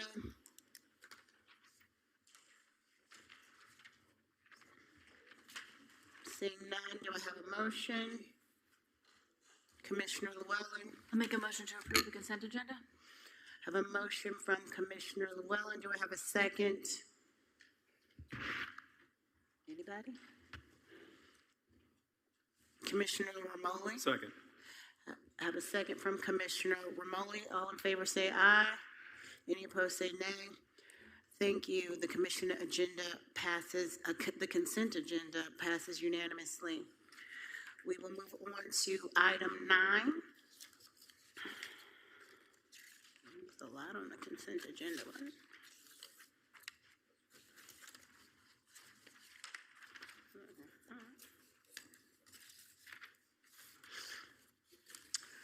request for bids and proposals.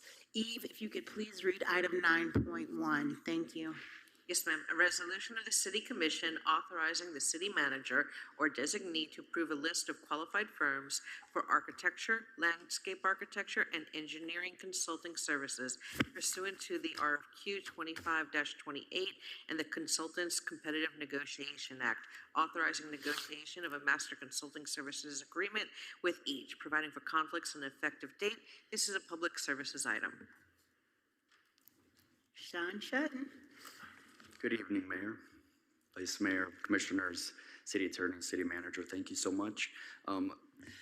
This item pertains to the Consultants Competitive Negotiation Act, or CCNA, which is a state-mandated qualifications-based selection process for architectural and engineering services that we use here within the city to design and build our infrastructure and renew it.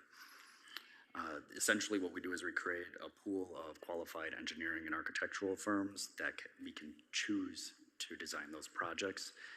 It's a 5-year contract, and the previous contract ended on December 31st of 2025. As the City Attorney mentioned, RFQ 2528 was issued on October 24th, 2025, and bids were opened on November 7th of 2025. We had a CCNA committee review the firms that provided their bids and proposals, and we are looking to have Commission's approval for approving the 39 firms that we selected across the 8 categories of consulting services that we'll be looking to receive over the next 5 years. Thank you, Mr. Shetton, for that detailed information. Do I have any questions? Oh, here we go. Commissioner Ryan. Motion to approve, item 9.1. Thank you. Motion from Commissioner Ryan. Do I have a second? Second. A second from Commissioner Llewellyn. All in favor say aye. Aye. Aye. Item 9.1 passes unanimously. Thank you, Mr. Sean Shetton. We appreciate it. Next, we move on to item 9.2. Eve, if you could please read item 9.2. Mayor, if you don't mind, I'd like to read item 12.5 first. It is the funding ordinance. If you don't approve the funding, you can't approve the ITB. That was in my first notes. Thank you. No worries. So it is a public hearing on item 12.5. It's an ordinance of the City Commission authorizing the expenditure of city funds exceeding $1 million to fund the Lift Station 11 mitigation project, providing for codification, conflict, severability, and effective date, public services item. So I don't know if you have any questions. This is a second reading. It's our requirement to advertise when we're spending over $1 million. Would you like to open up the public hearing? Yeah, yes. This is a public hearing. Is there anyone here that wishes to speak for or against this item? Seeing none, the public comments are now closed. Do I have discussion or motion from the commission? Commissioner Llewellyn. Motion to approve 12.5. Motion to approve from Commissioner Llewellyn. Do I have a second? Commissioner Romoli. Second. Have a second from Commissioner Romoli. All in favor say aye. Any opposed say nay. Okay, item 12.5 passes unanimously, and then we go back now to 9.2. 9.2. Thank you. It's a resolution of the City Commission authorizing the award of ITB 25-17 entitled Lift Station 11 Rehab Project to Southern Underground Industries, Inc. in an amount not to exceed $3,272,720 and to exceed the city's annual vendor threshold total amount of $50,000, providing for conflicts and effective date. This is a public services item. Go ahead, Mr. Shetton. Thank you very much. Appreciate that. Essentially, what we're doing is reinvesting in the infrastructure in the city. This is a lift station located on Northeast 7th Avenue, just east of US 1 and Fort Lauderdale International Airport. As was mentioned, the most responsive bidder was Southern Underground Industries at $2,975,200. This project is supplemented by a $275,000 grant by the Florida Department of Environmental Protection and Public Services. Does recommend approval of entering into the contract for this lift station rehabilitation project. Thank you, Sean. This is a public hearing. Is there anyone to speak? Oh, no. No? Or we just need a motion for this one? Okay. So do we have a motion for item 9.2?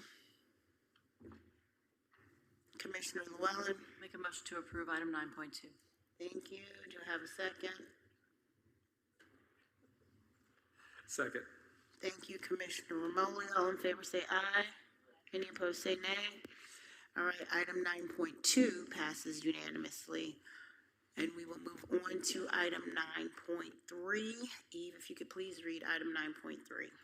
A resolution of the City Commission appointing Gender and Gendler, PLLC, Rafael Suarez Rivas, Eugene M. Steinfeld, PA, and the Boers Giblin and Nickerson, PA, to act as code compliance special magistrates for municipal code compliance proceedings and setting the compensation for services, providing for conflicts and an effective date. This is a city attorney item.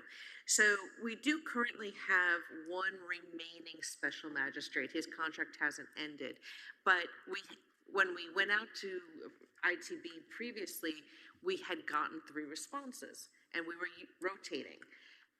One of our special magistrates, who was our former city attorney, Tom Monsrue, he passed.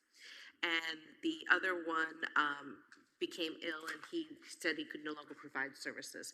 So to keep to maintain the rotating schedule and to have that availability of, in case any special magistrate can't make it, we went out and did another ITB.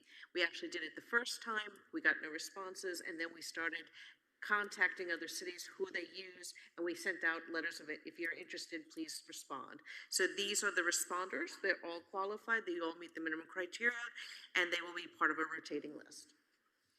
Excellent. All right, do I have a motion, Commissioner Ryan? I have a question, actually. Okay. So these are 5 new firms for magistrate, right? Yes. Okay, including the one that we still have in contract. So we have 6 total? Yes. Yeah, I was wondering, how does the rotation work? You'd have to talk to the Eleanor. Maybe she can give you more direction because I'm not involved with that. But for a while there, because we didn't have anyone else, this past 6 months, it was the only person we had.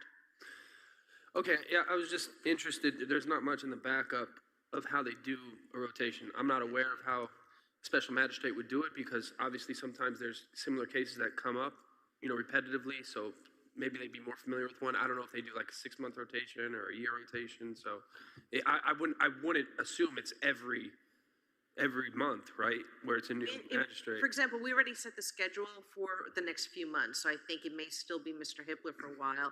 But after that, it's based upon their availability because we have to work with their schedules as well. And then, Eleanor, if you want to give any more insight. Sure, thank you. Commissioner, yes, so we haven't had the luxury of having a list to be able to rotate. So we've assigned Hippler for the next, we went out a whole year, so we only had him assigned. So now we'll be able to do a rotation and find out their availability. So Okay. Right now it's Hippler scheduled for the entire year, but once we get this list, we can reach out to them, see if they're available for some of those months, and then we can start a rotation. So I guess we're kind of going to figure it out as we go along. Yes, what works best for the city, best practices. What's We like consistency, but we need somebody to fill in when we don't have availability. Otherwise, we have to roll all those cases to the next month, and it becomes burdensome for staff and for. Have we looked into how other cities who have multiple magistrates contracted out? No, that's something we can do once we get the list established. Okay. All right, thanks for answering my questions. With that, I approve item 9.3. Motion Motion from to approve item 9.3. Commissioner Ryan. Commissioner Romoli, did you have a second or a question? Yeah, just a quick question, Eve. Eve, is there an evaluation process on the magistrates? Do we just assume that they? We could. I'm not sure how to do that, but. Well, I guess that's my question. Has any other city, do they have evaluation process when it comes to people? I'll look into it and let you know. Okay, I'd I appreciate don't know it. the answer to that. I've never had that come up as a question in any city I've ever worked with. But It's always the first. I think it's at the will of the commission, and if you don't like them, they just don't re-sign a contract. Well, That's it's what I not said in about the past. liking or disliking, it's about making sure that they're qualified and they do what we expect them to do. And I just Understood. want to make sure that we have a process in place. I will look into that for you. Thank you. I think that's a very good point, Commissioner Romoli. I do want to make sure that I know we had some complaints about one or the other, and so if there is some type of evaluative or criteria process that we can look into just to make sure that if we need to rotate one out and rotate another one in, then we have the ability to be able to do that. So thank you for bringing that forward. Commissioner Llewellyn. I was going to second the motion. And so I have a second from Commissioner Llewellyn. All in favor say aye. Aye. Any opposed say nay. All right, item 9.3, was that? Yes. Passes unanimously. Thank you so much for that, City Attorney. And we will move on to item 10, quasi-judicial and public hearing items. There are none. So we will move on to item 11, first reading ordinances. Eve, if you could please read item 11.1. An ordinance of the City Commission pursuant to the requirements of Section 655-40 of the LDC approving the right-of-way vacation request, which right-of-way is generally described as Northwest 3rd Avenue, formerly East Railroad Avenue by the plat, submitted by the applicant adjacent property owner, Sunday Skura Jr., for the right-of-way property generally located between the Florida East Coast Railway and applicant's property, which right-of-way consists of approximately 104 by 40 feet lying west of the applicant's property located at 213-225 Northwest 1st Avenue within the city, providing for conflict severability and an effective date. This is a community development item. Thank you, Eve. Thank you. Yes. Are we going to swear? No. Oh. This is not quasi-judicial. I'm sorry. Okay, thank you. Good evening, Mayor, Vice Mayor, Commissioners. The item before you tonight is a vacation of right-of-way for the property located at 213 through 225 Northwest 1st Avenue. The property background, the existing zoning district is City Center, and it's within the future land use designation of the Regional Activity Center. The site itself is 6,197 square feet, and it's occupied by a building encroaching into the right-of-way and also a portion that is vacant. The property doesn't have any violations, and the location of the property is north of Northwest 2nd Street between the train tracks and 1st Avenue, as you can see on the rendering. The subject property, my notes. So when the section of the property of the town was platted in 1890 under the plat of Town of Morelos, the properties east of the right-of-way had to dedicate that section of the road, which was 40 feet in width, and the entire section became Northwest 3rd Avenue. The entire section of the requested right-of-way would be returned to the commercial property abutting east of the right-of-way. And this is the current condition of the property. It's a 40-foot right-of-way, unimproved, and there are 35 feet of the Florida East Road Coast accessibility. So one of the requirements of the code is for the applicant to provide evidence that they contacted all the utility companies, and they did, as well as Public Services Department confirmed that the right-of-way is not to be utilized for any improvements or any future of road use. The applicant provided justification criteria, and they fulfill the details of it provided in the staff report, as well as staff identified the pre-existing conditions that allow the Florida East Coast access to train tracks with any obstruction. The item meets the strategic plan furthering the following goals, which is to protect transportation corridors identified by the Broward County Trafficways. This application will require 2 readings at the public hearing at City Commission level. The item also, by staff request, needed community outreach, and the applicant sent out notices 1,000-foot radius The city received, as well as the applicant, objection letter from FEC. The community department also provided public hearing notices 1,000 feet radius of the property. The item was heard at the Planning and Zoning Board on December 17th, and the board recommended unanimous approval of the item. And as of tonight, this application meets the requirements of Article 655, and staff is recommending approval. The applicant is here if you have any further questions as well. Thank you, Viviana. Great job. Thank you. Does the applicant wish to speak at this time? This is a public hearing. We'll have the applicant, Rod Finer. Thank you, Mayor Davis. For the record, Rod Finer, I'm an attorney with Coker and Finer, 1133 Southeast 4th Avenue in Fort Lauderdale, representing the property owner, Sunday Skura, who is over here with his team. We have a very brief presentation, but I just want to address the FEC issue first. When we received the letter of objection from FEC, I contacted the FEC's general counsel and said, look, and you'll see in the presentation, I understand why you're objecting. This is basically, this building has been in this right-of-way. It's not impacting your right-of-way for about 30 years. What's the basis of objection? You still have a way that's right in this area to get to the right-of-way. They said, send me the documents that you have that show that, and we'll get back to you. I said, fine. I basically sent them the presentation that I'm about to show you and explained all this. I called up, and all I got was from the assistant general counsel. I spoke to the general counsel. Our objection still stays in effect. I said, any reason for that I could convey to the commission or do anything else? These are the dates we're going to commission. That's all I was authorized to tell you. I got back, and that's where they left it. So I don't know why they're objecting or what they're doing anything, because no one's told me anything. Though we did reach out to try and see if there was a way we could address their objection, what was the basis for their objection. And with that, could you just put up the PowerPoint real quick? So again, staff showed you this in there, so I'm not going to hit it. This was given a Northwest 3rd Avenue by the plat a while ago, so we're seeking to vacate the right-of-way in the plat. What you can do is you can see the reason why we're doing it is because there's a building that's been in existence for 30 years in that area.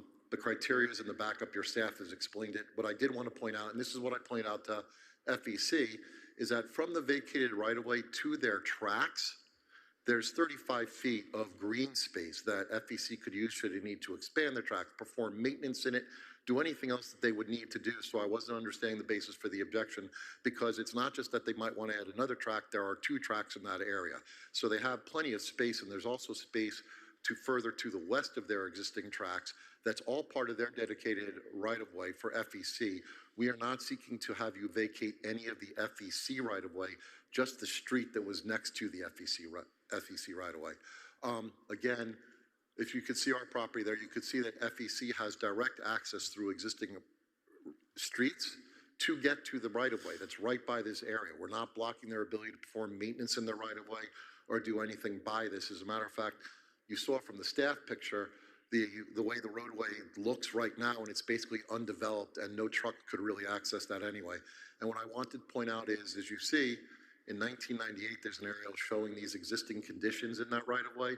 It's the 30 years that this has been in existence, at least. Actually, the property owners have told me that that's been in existence for more like 40 or 50 years where that building has been on that area. FEC is not using that right-of-way, so I don't know why they would object to it. Nobody's using that right-of-way. By vacating the right-of-way, it gets us to put the site into a conforming site. We can get permits that could be redeveloped if it needs to do that. But basically, it corrects something that's been in existence for 40 years that makes no sense to anyone. And with that, we're happy to answer any questions you may have. Just one last thing on a right-of-way that is dedicated to the city. That right-of-way can only be used for that purpose. It can't be turned into a linear park or something else. So since we have never developed it as a road, it's appropriate to go back to the original. Thank you, City Attorney. Thank you, Mr. Finer. This is a public hearing. Is there anyone else who wishes to speak for or against this item? Leslie? No? Okay. All right. Do I have a motion? Or you have a question? Oh, I'm sorry. Okay, go ahead, Commissioner Ramon. Thank you. Eve, because of the objection, so what do we go from here with an objection? It's just on the record. Okay. They don't have a right to do anything about it. Perfect. Good.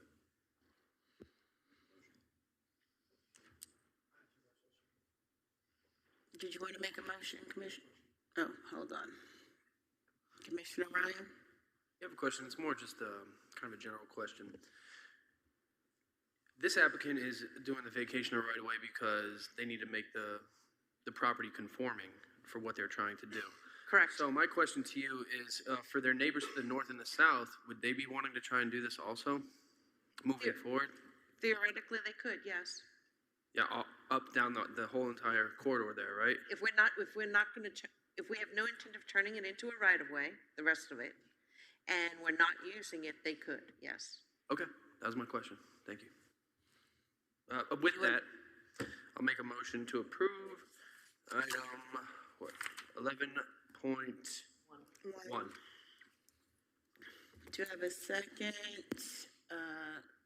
Commissioner Romoli? Yeah, second, please. Thank you. All in favor say aye. Any opposed say nay. All right, item 11.1 passes unanimously. Thank you. Commission. All right, and we will move on to item 11.2. Would you like me to read it? Eve, please, if you would read a little, I knew it was close to 9. An ordinance of the City Commission amending Chapter 8 Land Development Code at Article 725 Definitions, amending Section 72530 Terms Defined to include the definition for certified recovery residence, and amending Part 1 entitled Use Regulations, Article 105 Use Regulations for Residential and Open Space Zoning, amending Article 110 for Use Regulations for Commercial and Mixed Use Districts at Section 11020, List of Permitted Special Exception and Prohibited Uses, amending Part 3, Special Zoning District, Subpart 1, Community Development Area, Form-Based Zoning Code, at Article 302, Detailed Use Regulations, Section 30210, Permitted Special Exception and Prohibited Uses to include zoning district use regulations for certified recovery residences in order to update the city code consistent with state law under the law of Florida 2025-182 that became effective January 1st, 2025. Providing for codification, conflicts, severability, and an effective date. This is actually a community development and city attorney item. In short, by July, we got this new law. The state decided that we do not have,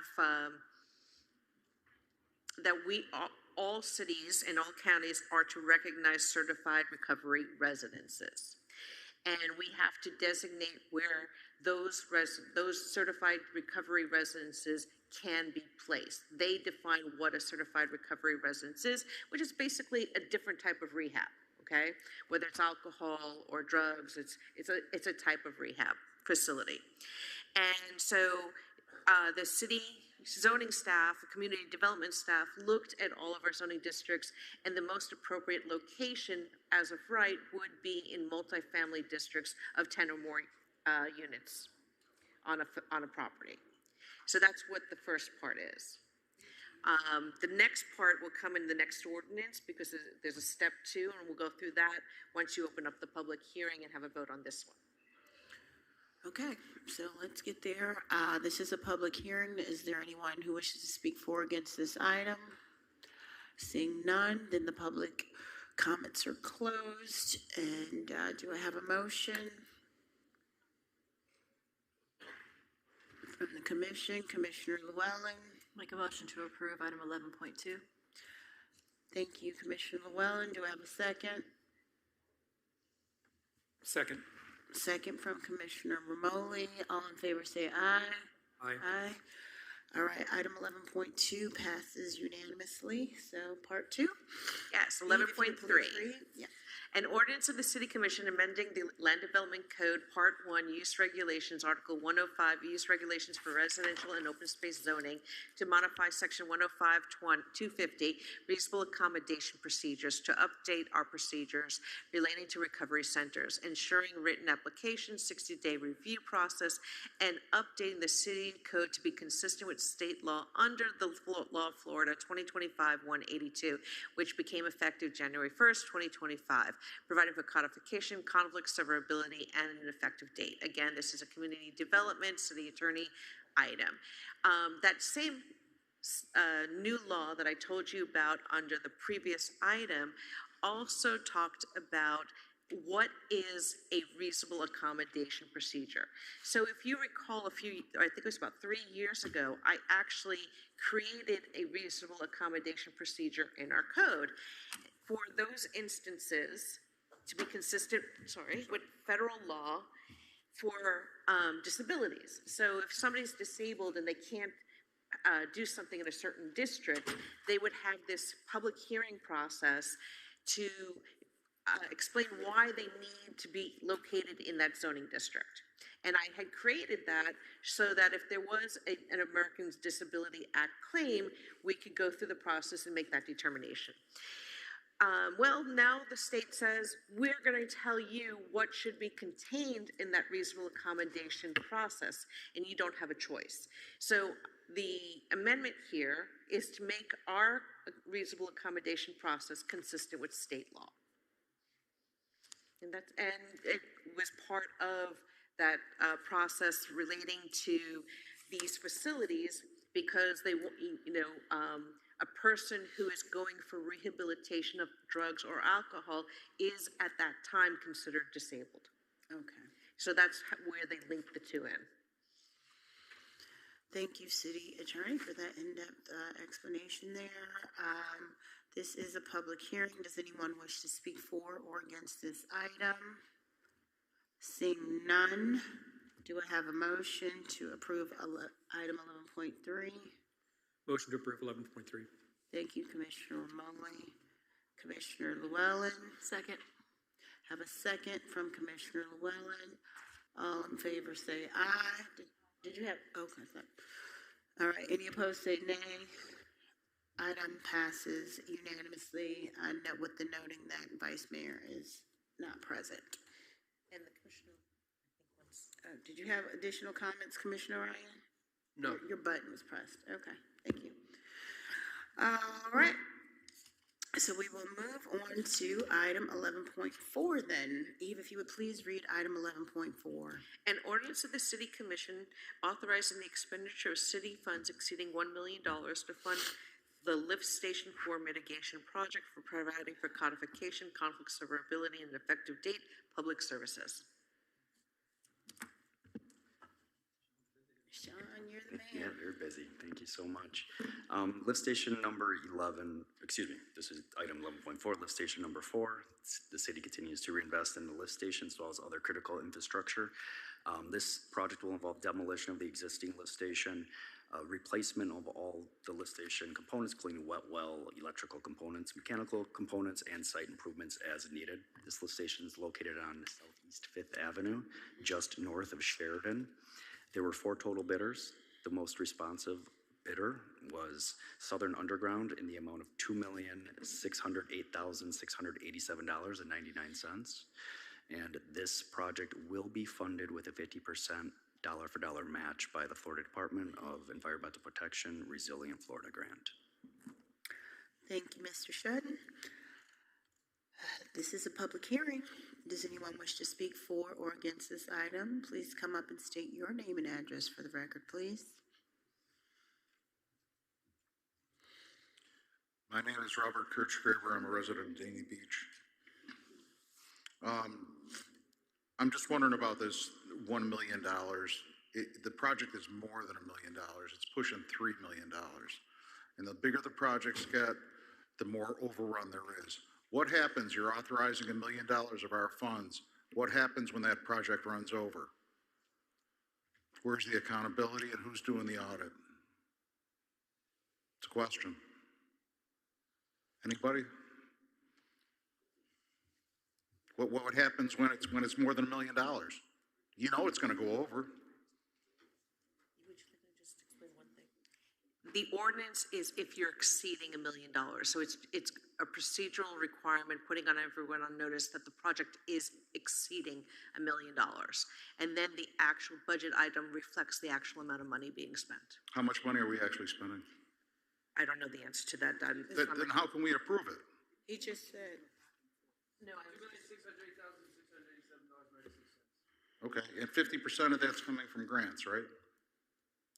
So that's still over $1 million, right? I mean, I'm not a rocket scientist or a mathematician, but it's still over $1 million.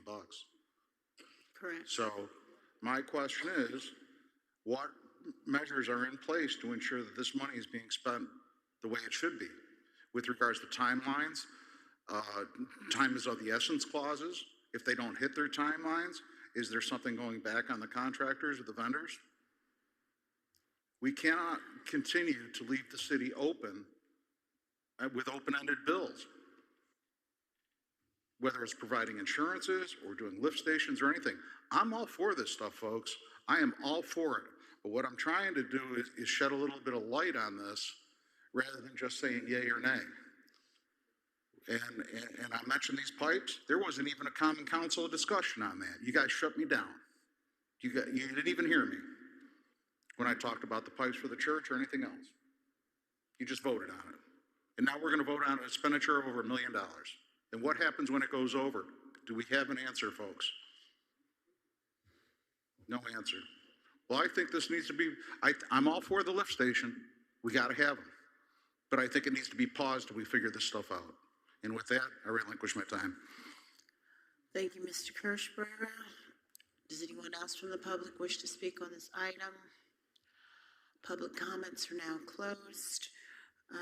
Do I have any discussion or motion from the commission? Anybody?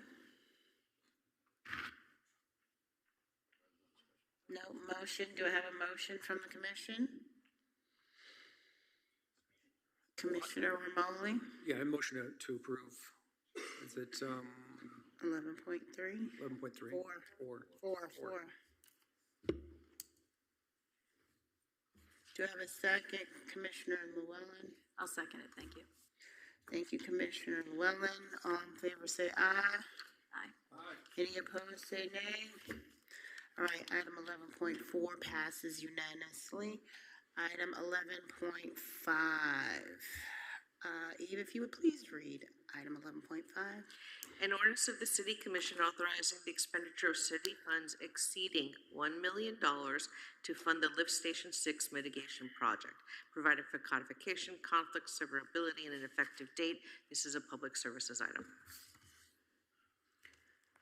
Thank you very much. This is also a lift station rehabilitation project. This one is lift station number 6, located on 2nd Street near Gulfstream Road.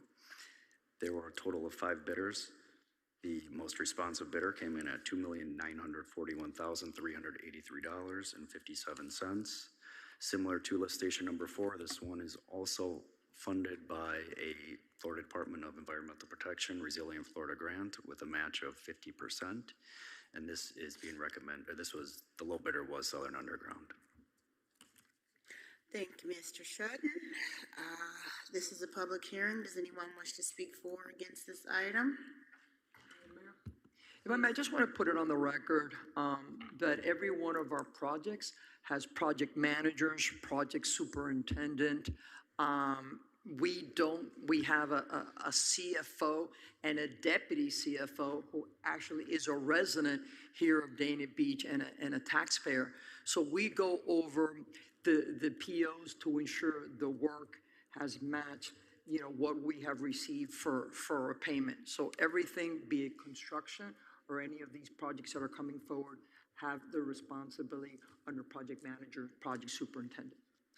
Under the proper supervision. Thank you, City Manager, for that clarification and letting the public know the process and the checks and balances involved in these projects. All right. Yes. Do I have a motion from the commission? Commissioner Ryan? Yeah, I'll make a few comments for the motion.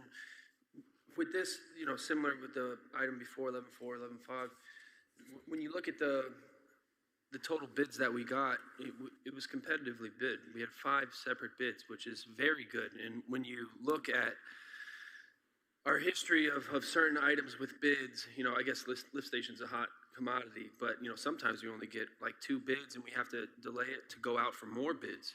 So the fact that we have 5 and we conservatively chose the most affordable bid with a company that's worked with us before and with the companies that are going to do other lift stations in the city, then I think this is a viable choice by our city staff, and this is our city commission's duty to approve these items. And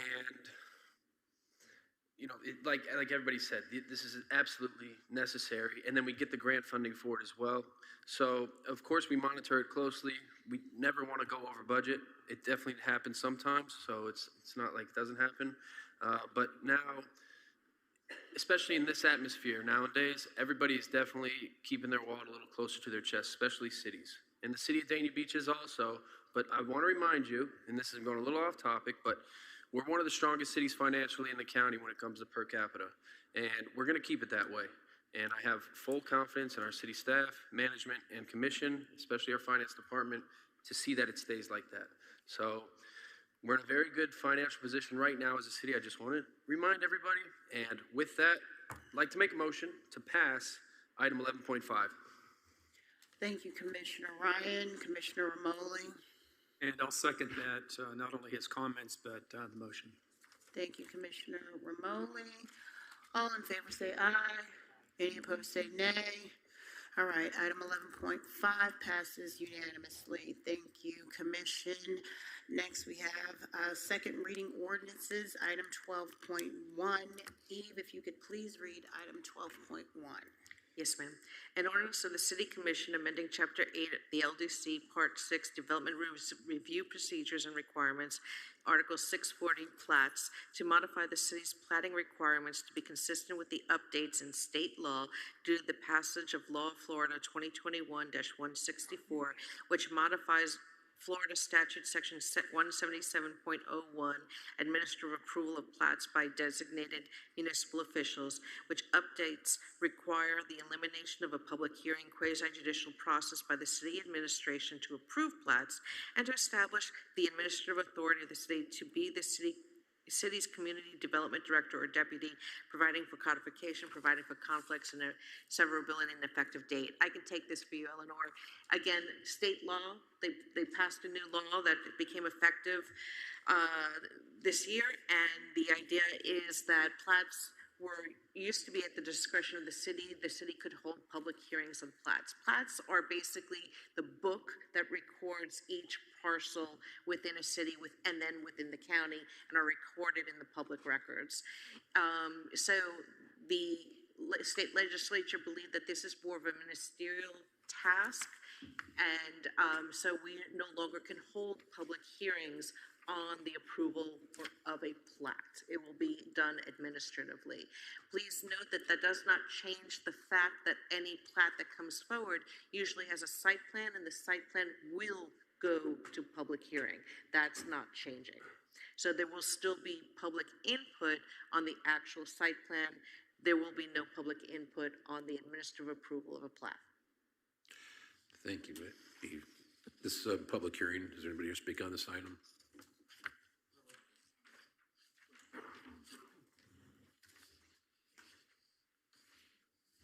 Robert Kirchgraver, resident of Dania Beach, speaking on this item. We had a great explanation from the city attorney. I highly recommend that we update the verbiage to reflect your. That's what we're doing. In this, okay? So now it's a matter of record. We're voting on the verbiage that you said, or we're voting on what's written down here? Yes, that's what we're doing. Which one? Your explanation, verbal explanation that was given to the It's the people same, here? the It's title different. explains the same thing as what I just said. It was just different. Okay, but it is the same thing. When I'm you ask giving for you the there's no renderings identified in here or anything. It just says you have the sole discretion to do that according to state law. I'm just For wondering. plats, yes. For plats. But don't you think there should be something in there saying that there will be a public meeting? That the public meeting is still available? Yeah, you can. The answer is the code has not changed to Okay. that section of the code relating to site plans. That's why there's no strike through of that language. Okay. That's why that's not included. Thank you for the detailed explanation. Thank you.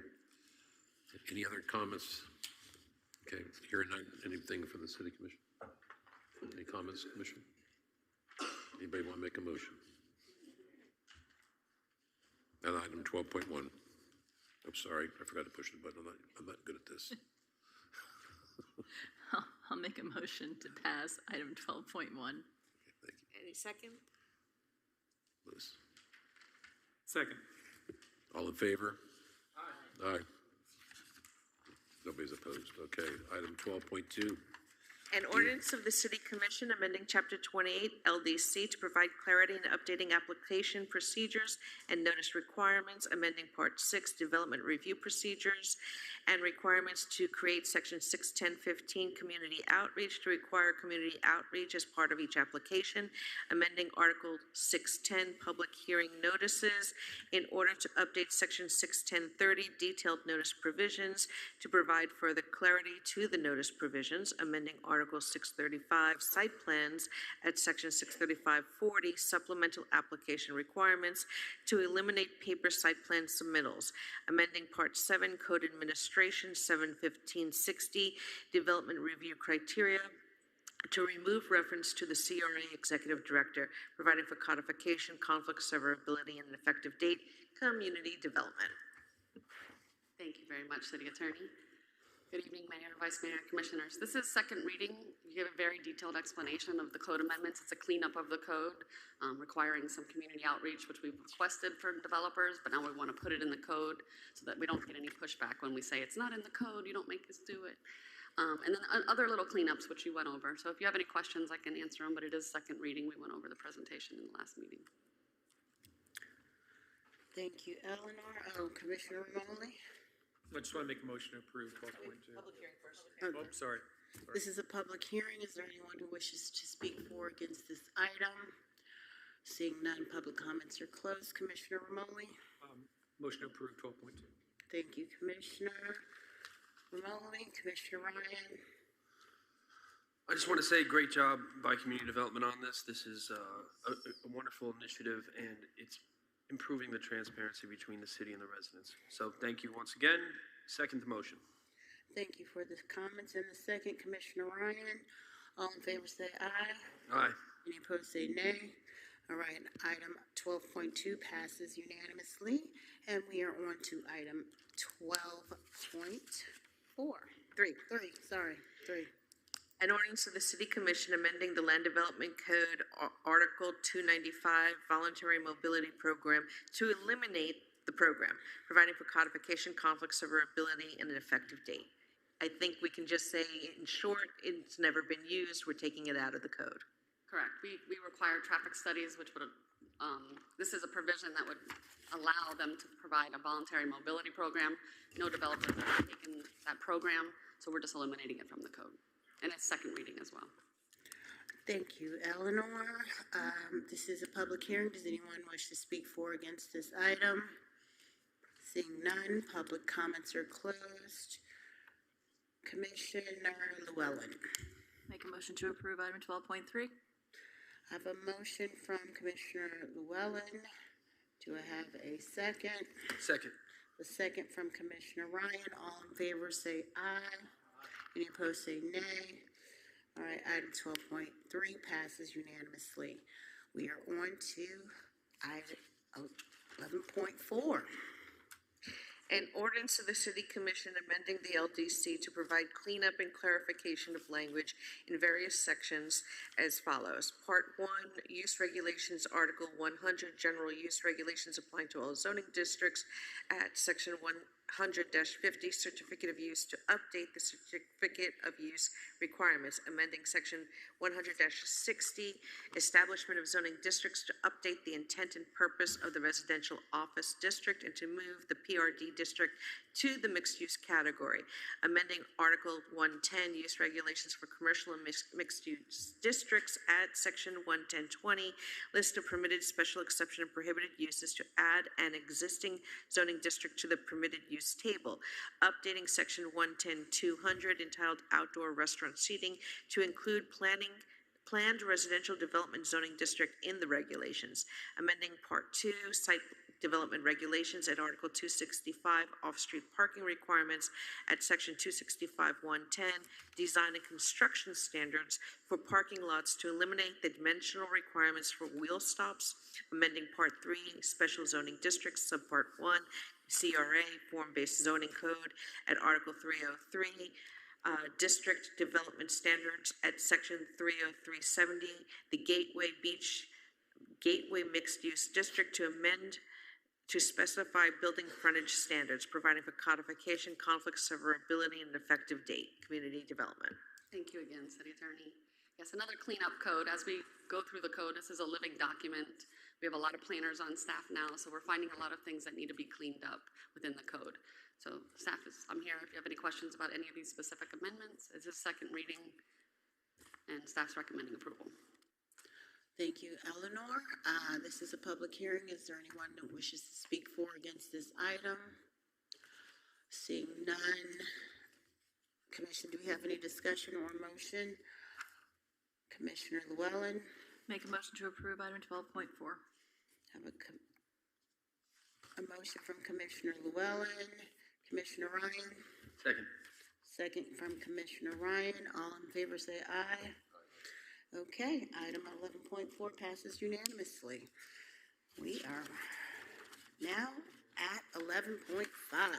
Eve, if you could please read 11.5. No, did that. we just did that? We did that earlier because it was. Oh, yeah, it was with It's 9. actually 12.5. Yeah, 12.5. Yes, it's 12.5. Okay. So I'm sorry? We're on to discussion and possible action items. Next, we have item 13.1, Public Art Advisory Board appointment. Eleanor. Yes, thank you, Mayor, Vice Mayor, Commissioners. So when we first presented this item at the last meeting, we had one vacancy. Unfortunately, I have to announce we have 2 vacancies at this point. They're both residents, appointments. So that's the qualification. They have to be a resident of the city. We do have 4 applicants in front of you. I reviewed these applications with our public art consultant, and we've ranked them 1 through 4. Rebecca being the first ranked, Najuma Gail Work being second, William Candace third, Dwight Nero fourth. So it's up to you guys how you want to proceed. Was Will Candace one of those? He was previously. Did this change from the previous? No, he was on the list, but if you go to staff analysis on the second page, we actually ranked him in that. Okay. On the front page, it was just the applications identifying what they do and their occupation. Okay. On the staff analysis where we rank them 1 through 4. Okay, great. Thank you for that. So there's 2 vacancies. If you could recommend 2 names, please. I did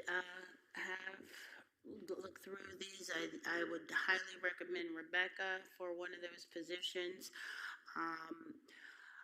I would like to look a little bit more at the other ones. I think because I didn't realize the ranking order, but I did read through the ones, and so I'm in agreement with the Rebecca recommendation for the Public Art Advisory Board appointment.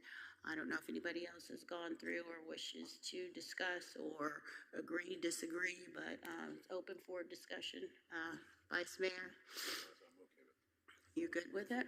All right, so can I have a motion to approve Rebecca to the, I don't know how to pronounce her last name properly, but I don't know it either, but it looks like it's Polish. Polish to the Public Art Advisory Board. Commissioner Romoli. So we're recommending only the one? Is that what we're? Well, I'm recommending one now. If you want to recommend I'm inclined to another recommend one. the 2 that you're suggesting, since that was discussed, and you've done a great job with the Public Art Board. I mean, and you've talked to the consultant. I'm sure you thoroughly vetted these, and I have total confidence in you. And your board. So I would recommend that we go forward with the first 2 on this list. So your motion is to recommend the top 2 ranked members to the Public Art Advisory Board. Commissioner Romoli, I'm fine with that as well. Commissioner Ryan, hold on. I'm fine with it as well. All right, Second, if that's second the motion then. All right. All in favor, say aye. Aye. Okay, item 13.1 passes unanimously.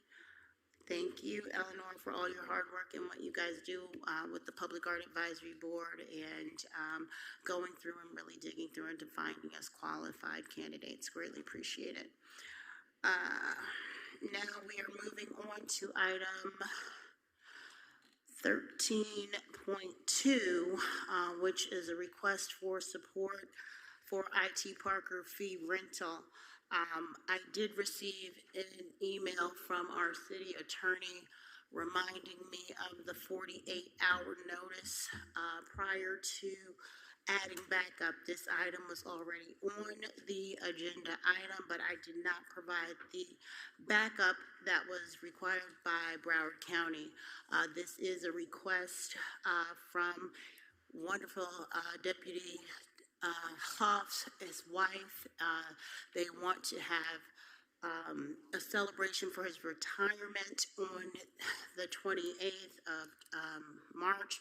However, I did not provide the backup within the 48-hour period, so I will move that to the next agenda item in order to be in compliance with Broward County rules and with our policy that was sent to me today. Next. Is that gonna hurt his time frame? No, he will have the celebration for his retirement is until March the 28th. And so I just want to make sure, I always say I follow the rules, I follow the rules, I follow the rules. But when Eve sent me the email showing me that it was not within the 48-hour notice period, I said, then I don't want to not comply with the policy that has been approved by the commission and by Broward County Commission.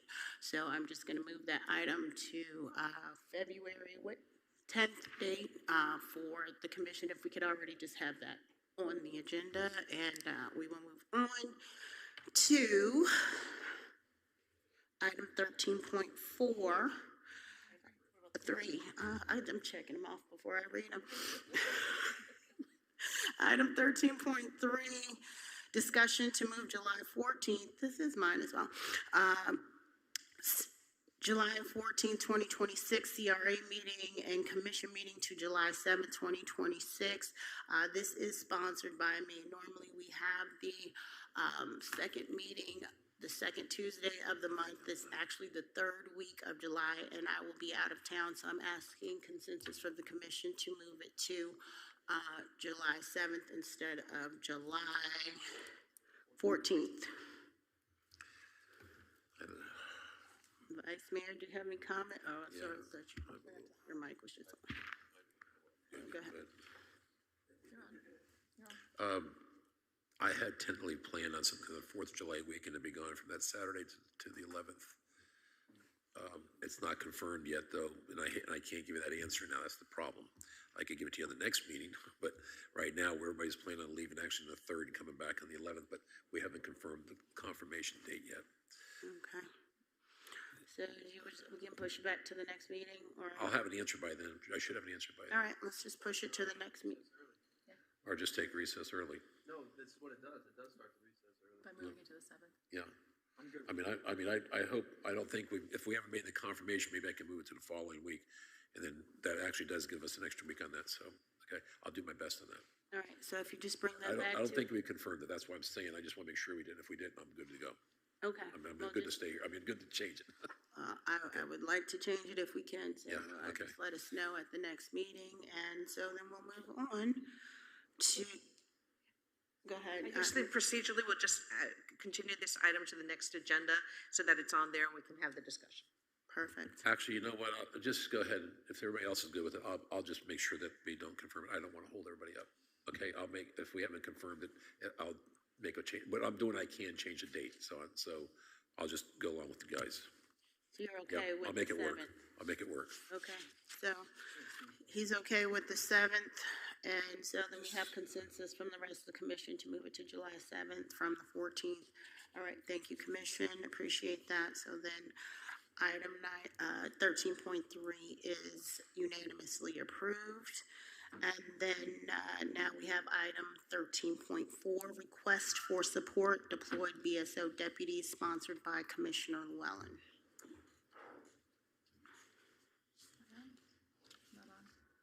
Oh, sorry.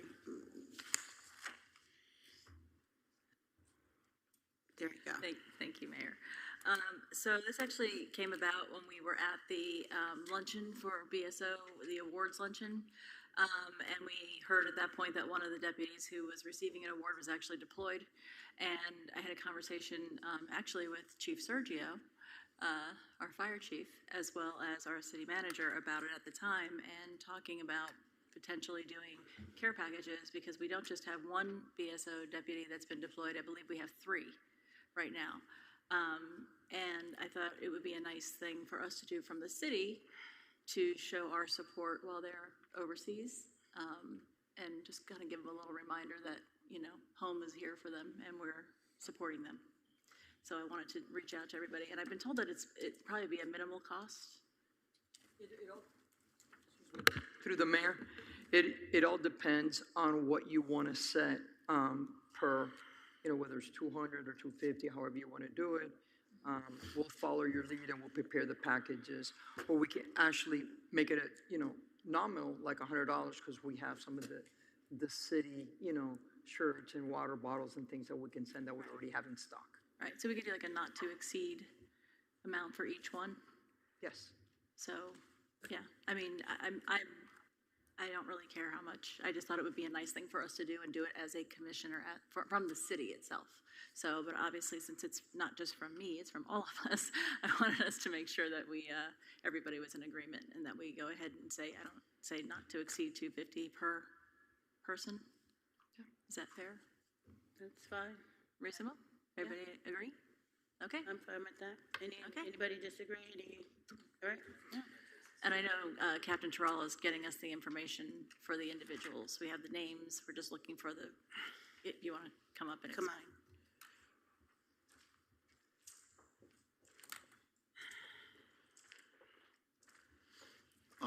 I am still working on it with our human resources. 2 of our 3 employees we have not been able to get in contact with, so they are deployed, and they have not been able to get back to us.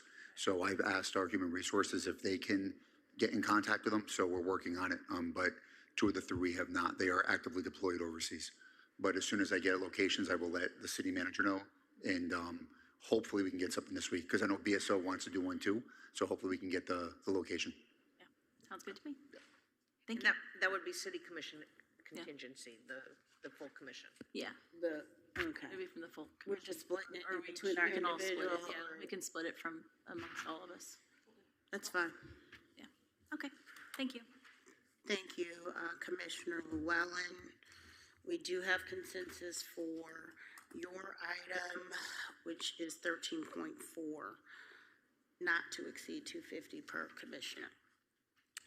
Next, we have item 13.5, request to purchase and install images, renderings of former Mayor Tamara James during her time as a basketball player for the University of Miami and the WNBA Washington Mystics inside the C.W. Thomas Gymnasium, and this is sponsored by Vice Mayor Salvino. Thank you, Mayor. Yes, as we complete the C.W. Thomas Gymnasium, the gymnasium has been named after former Mayor Tamara James. I have talked with her about this, and we looked around a little bit and thought about the fact that seeing that she was a University of Miami Hall of Famer and a Washington Mystics professional basketball player, and the gym is being named there, I am asking to put a little, not a painting and not pictures that encased or anything, a sticker, almost like a wrap on the wall. And if anybody hasn't, I'm sure you guys all have it in your backup. You can see the picture. If anybody can see it this way, it's a 6 foot high, just from one of the walls, but roughly by about 5 foot, 6 foot wide. And it's just a picture. The inspiration behind this is that the children that go in there, they have an idol to look up to, as far as I could be that person someday. And you know, in general, little girls' sports that are out there like that, and they can start playing basketball. I just feel that it's something that would look good on the wall. It's not expensive. I've got a price, I think it was in the book, I think it was $875 to have it printed and installed on the wall, so that when they walk in, there's a little bit of artwork on the wall. And I'm asking you to take that out of my contingency to do this. If we didn't, you know, thinking ahead, we could have also worked on that and done paintings and stuff like that through the arts board. But I just figured a simple sticker on the wall that would be there. And I'm asking for the approval to do that so we can have that up on the wall on the day we do the grand opening of our $23 million gym that's over, park that's in C.W. Thomas. So, hello there. Okay, so I'm asking for approval, Mayor. Commissioner Romoli. Thank you, Mayor. Vice Mayor, I really don't have any objection to this, but I guess I'm confused, or I have a question. Back in 2024, when Commissioner James was on this dais along with the four of you, not me, you all came to a decision on what that was going to look like in the gym. And I'm curious as to why now we're changing what you all decided, including Commissioner James. At that time, why are we now changing or deciding to add things at the last minute? I guess that's my only question. I'm not saying that we shouldn't do it. I'm just curious, why now? Thank you, Commissioner Romoli. Vice Mayor. I have an answer for that. When you build a house, sometimes you make changes and you move things around. Sometimes you don't like a painting on the wall, you buy something different. Maybe you don't like the color of the wall, so you make it a change. This is something that would be, maybe could have been considered through the process of just doing it as part of the building as itself. It's something that came up after the fact that I think would be an added asset to the building, and I just feel that it's something that is not in the thousands of dollars range. I thought it was something that would look good and something that would inspire the children, so that's what I'm asking it for. Thank you, Vice Mayor. Commissioner Ryan. Thank you, Mayor. Yeah, I appreciate your guys' comments regarding this. I think this is a good initiative brought forth, but there's moving forward. I think it's such a good idea that we should not just honor former Mayor James. We should also honor other athletes, professional athletes that we've had in Dania Beach. You know, you can make it like a little hall over there. I want to say that C.W. Thomas Park looks awesome. I just went to a small little coaches meeting there, and it looks incredible. I'm super excited about it. Super excited about Tamara James Gym, the new park. I saw the Mayor on the Move segment. It was great. I know everybody's excited about it. And I think this is, you know, just a little icing on the cake. And it's possible, you know, I gave Tyler Huntley a key to the city. You know, he beat 2 winning teams this year in the NFL. He's from Dania Beach, and he still reps it. He's very proud to be from Dania Beach. That's a young man that deserves, I would say, a banner, right? Tavares Gooden. He's a linebacker for the Ravens for, geez, I don't even know, 12 years, right? He's from Dania Beach. Danny McManus played for FSU. Yeah, South Broward. He was a star here. He played in the NFL for a little bit. We got a couple people, you know, I'm sorry for, who? Well, Hollywood Brown, yeah, Hollywood. Yeah. All right. He was a Dania Bear, okay? Maybe we could fit Mr. Hollywood Brown in there with a nice donation. But, you know, I'm talking about tried and true Danians, okay? And, you know, we got one sitting here. I know she's a catalyst for that gym being made. And why not add to it, right? And that's why I coach. That's why I'm there at C.W. Thomas Park, to inspire kids, right? He did it. She did it. Why can't I do it? He lived here. He lived there. He played here. I could do it too. And that's exactly what we're trying to do. Not just have a building, but to also draw emotion from that building. And I'm not trying to be, you know, on a soapbox here with this, but I think it's a good idea, and I just want to expand it. That's all I'm basically saying. Thank you. Thank you, Commissioner Ryan. Vice Mayor Salvino. Commissioner Ryan, you're absolutely right. I had this discussion with the city manager. It just, on the particular point of the gym, but I think that throughout the park, we should be establishing certain areas and inspiration to all the kids for whether it's football, baseball, soccer, anything that we have out there. And I think that, that's a great idea. And I think, you kind of inspired it right off the bat by putting out the Veterans Wall. I mean, little certain things to the city. And everything can be expanded. That's part of what Commissioner Romoli, that's something that just the changes that come along the way as things happen. That's one of them, and to increase the visibility of other athletes in our city. That's the next step that we would be taking as well. So that's kind of a dual answer for that. But I'm happy you brought that up. Thank you. Thank you, Vice Mayor. Commissioner Romoli. Yeah, just one final thought on that. I think those are great ideas, and I wish that had been brought up in 2024, where you could have included all of these athletes from Dania Beach and really truly did some kind of inspirational Hall of Fame wall of some kind. Because I do think that's really important that we do whatever we can to have our kids grow up with idols, to inspire them to be better, not only great athletes, but better people.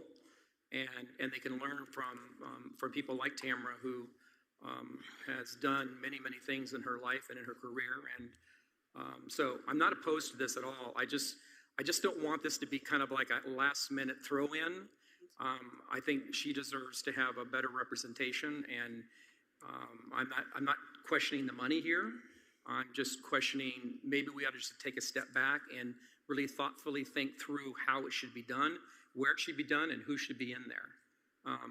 But again, I'm not going to stop this from happening, and I just wanted to voice that my opinion. Thank you. Thank you, Commissioner Romoli. Commissioner Llewellyn.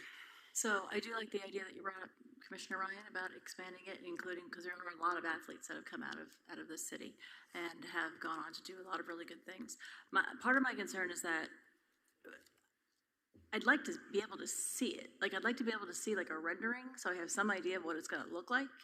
And I just don't want it to be something that looks out of place. I know that the Parks and Rec team worked really hard to design this with the group that put this all together, and I don't want to take away from what they've already done. If this is something that's going to either, if it's going to look out of place, I want to make sure that it doesn't. So, and my concern is just what it's actually going to look like. And I was hoping to get over to the gym today, but unfortunately, between the weather and being delayed and getting here today, I wasn't able to do that. But I think all of us would like to get a sense of what it was actually going to look like before we actually approve something, especially if we are talking about down the road adding additional items like this. So that's really my only concern about it. Otherwise, it would be fine. I'd really like to see a rendering. I do that with everything. So I like to see what it's going to look like ahead of time before we go ahead and do this. So that's really my main objection to it at this time. Thank you. Thank you, Commissioner Llewellyn. Commissioner Ryan. Seeing that it looks like everybody's for this, I just want to offer a suggestion. I know we have, like Commissioner Llewellyn said, we have a great team, great Parks and Rec team, and we have great design people and we have good people that we contract out with when it comes to designs like this. So in my mind, okay, what I'm thinking is similar to like what they have at at University of Miami. They do have a wall of fame. And it's like a banner that you kind of pull down. It's banners. It's a big long banner, and it has the recognition. So I'm thinking, they're all uniform. They all look great, and we represent, some of Dania Beach's greats. And that would just be what I'm thinking. I'm not the designer, all right, but I think it would be nice to have something uniform. And who knows if we have like first round draft pick in 3 or 4 years, and it could just be perfectly in unison with what we had before, and keep it, like you said, uniform, how our Parks and Rec and the whole city likes to do it. Yeah, that would be my suggestion. But I would want to get these renderings done as soon as possible, because we have the grand opening in February 12th, so we're kind of close. But I think we get something done like that in 3-4 weeks. The city's pretty capable, if you ask me. But so I make a motion to go back for the designs, to approve this idea, go back for the design, and then the commission can review the design, hopefully in time to get it done. Because when's our next commission meeting? February 10th. February 10th, so it's only 2 days before. Well, if we approve it now, and then we could approve this now, and then get the designs, and if the designs look fine, we can move forward with it. Because we don't have to meet as a commission to see the designs. You think everybody would be okay with it? If they meet individually with Parks and Rec or with the manager? Yeah, that's what Commissioner Romali just said. He puts the trust in Parks and Rec. So I know that they'll make it look good, and I do trust them. So that's my suggestion. Just trying to get to yes here. No, Commissioner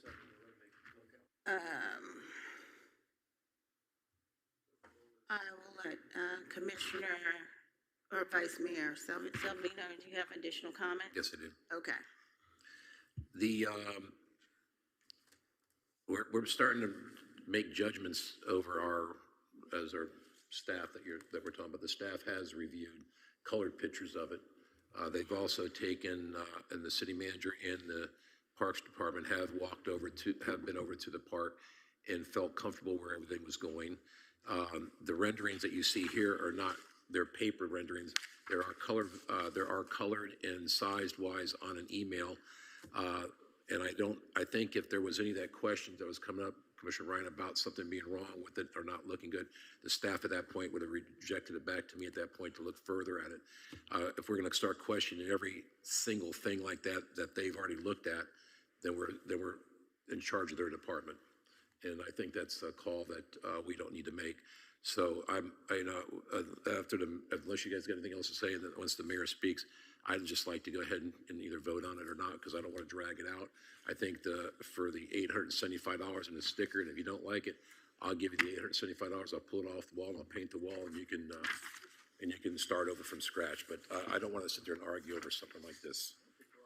Well, it's not. It's his turn, but it's going from asking a question to everybody wanting to do it their way instead of the city's way. The city's looked at it. Well, that's what it sounds like. So, okay. It's a $23 million building. Well, a $23 million building and putting a sticker on one wall is not going to tear a $23 million building down. Is it one sticker or 3 stickers? I think it came out to 1 sticker, Anna, was it, that you guys, when you measured the wall over there? There's Cassie, can you come up here for a minute?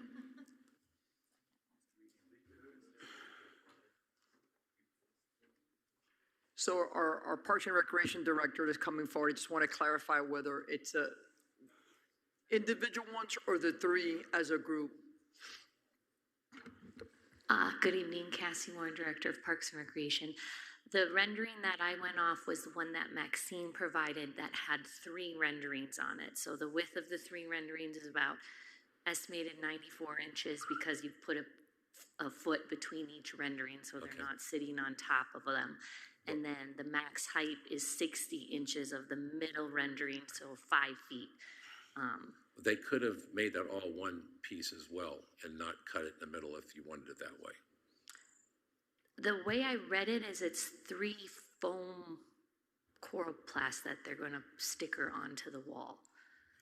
All right, I don't know. I thought. And we can check on that. We can confirm that after the fact. Because the image had space. Are you comfortable with that going on the wall? I mean, I looked at it and I presented an idea of a concept with manager of a location that we could fit those 3. It wouldn't be a whole wall that we could fit in that area. You do have to remember that inside that gymnasium, there's a lot of glass.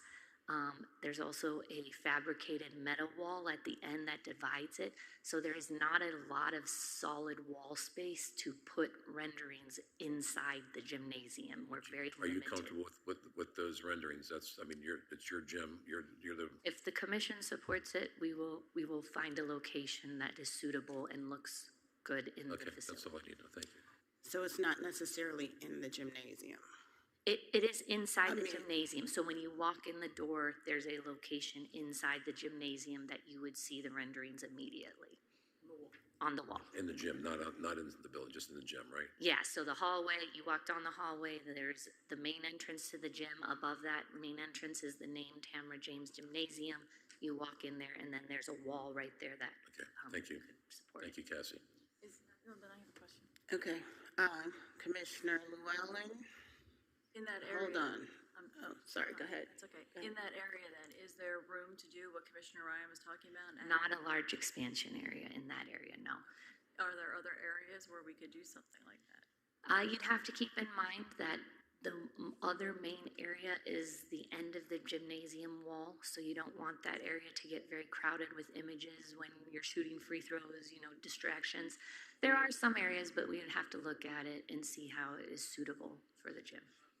But it is, like I said, very limited with solid drywall space inside the gymnasium. That's my concern. Because then the other side is all bleachers and indentations and storage closets and whatnot. So if you were to expand it, we'd have to look at other options. Thank you. Thank you, Cassie. Oh, any other questions for Cassie from the commission? Hold on, Commissioner Ryan. Sorry, go ahead. What about like a roof banner in the gym? I mean, it's rafter. It's open rafter like a Yeah, gymnasium. it's tall, it's open up. Yeah, they do that in high Yep, schools like- everywhere, all over the place. Okay, I'm just trying to find an idea. No, we'd have to look at it. Just like we have the service sign, you leave room open for others, I would say. So, it's up to you guys. If you want to pass it now, I'm okay with it, either or. I'm not the designer, but like I said, it'd be nice to honor Commissioner James. Gym's named after her, and also it'd be a good opportunity to honor other athletes in Dania Beach as well. Thank you, Commissioner Ryan. Commissioner Romoli. Mayor, are we done with comments? Or are you gonna? I'm still getting beeps, so I'm. Because I was gonna, as long as what you all I'd have like to something do is to I'd like say, to make a motion. I'm letting I'd like to make a motion to move forward with Vice Mayor's suggestion as written, but I also would like to add to get together with a committee, somebody to kind of look at an opportunity to recognize other athletes that are from Dania Beach, and something that we can do that's tasteful, because I think it's a great idea, and I think that's something that would be really good for our city, and not only for that in the gym as well. But if there's no other comments, I'll make the motion to move forward with Vice Mayor's. So we have a motion and a second. Vice Mayor, second. Yes, second. I second it. Thank you. And so I will, we have a motion and a second. I will also bring up, I liked hearing this healthy discussion of the gymnasium. I have a couple of concerns that my colleagues raised in addition to, the healthy discussion that we spoke about. This was originally, the naming was brought up in 2024. This is now the third time we are bringing up, items related to this specific gymnasium. I am very proud and had great discussions with the project leads on this project, Romeo Ahamil Burkhart Construction, and truly in a $23 million building, every detail has been accounted for, the funding has been allocated for, and it is an absolutely first-class, stunning park and inside and out, community center, gymnasium, everything was well thought out.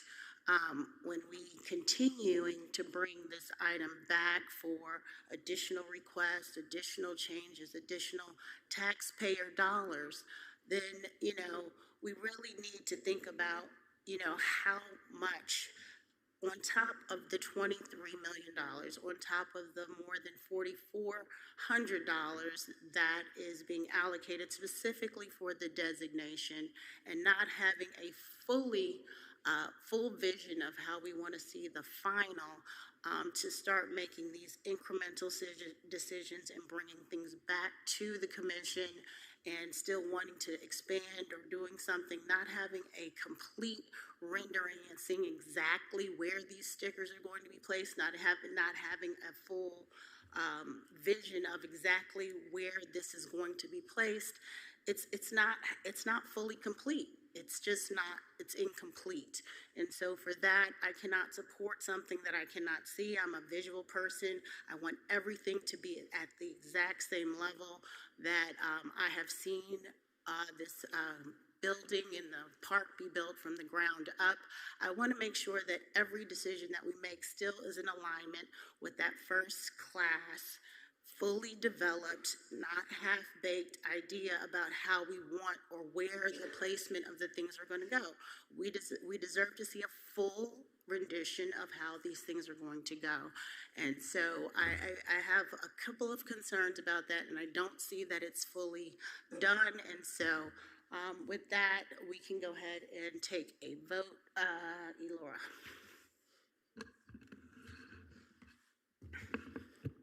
Commissioner Llewellyn. For those reasons as well, I mean, those are some of my concerns as well, is that I don't actually, it doesn't feel like it's ready. So I'm going to say no at this time. Commissioner Romali. Yes. Commissioner Ryan. Yes. Vice Mayor Salvino. What do you think? Yes. Mayor Davis. No. Mayor, the motion carries 3-2. Thank you. This is an action item.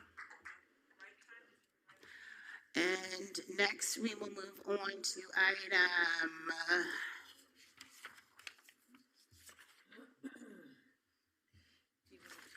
13. Oh. Do you want to take up whether they want to vote on this or not, to add it on? Oh, ask the commission. At this time, we're gonna ask the commission if they want to vote on Commissioner Ryan's addendum to be put on the agenda, which is item 13.6. It's related to the, Oh, let me see. This just came, we just got this like a couple of hours ago, so I don't know. I can. Okay. It's the American Legion Post 209 special event emergency request of Commissioner Ryan to pay for the, from his contingency funds for the permit, for the special event permit for the MLK March. Sorry, I'm tired. Okay. Under our code, because it was late, and even though it's an emergency, it's considered an emergency because of the timing, it requires a 4/5 vote to be added to the agenda. Okay, do we have a motion and a second?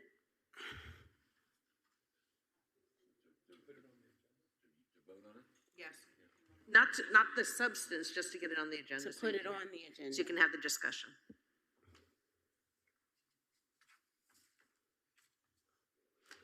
No motion? Oh, sorry. I'll make a motion to put it on the agenda.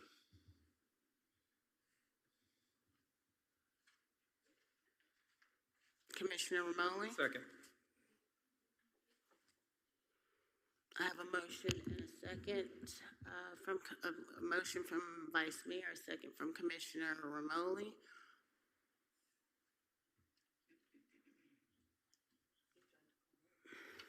Let's call it to a vote. Commissioner Llewellyn. Commissioner Llewellyn. Before that, I want to know, is this going to even be viable? Because I know that there's been some concerns about whether or not this could even be handled by the city, given the fact that we have resources that are being used for a number of other things that day. To be fair, because it's a procedural item, you just have to have the vote on whether to put it on the agenda or not, and then you can have the discussion on the merits. Okay. And it requires a four-fifths vote. Okay. Let's have the discussion, so yes. Commissioner Romoli? Yes. Commissioner Ryan?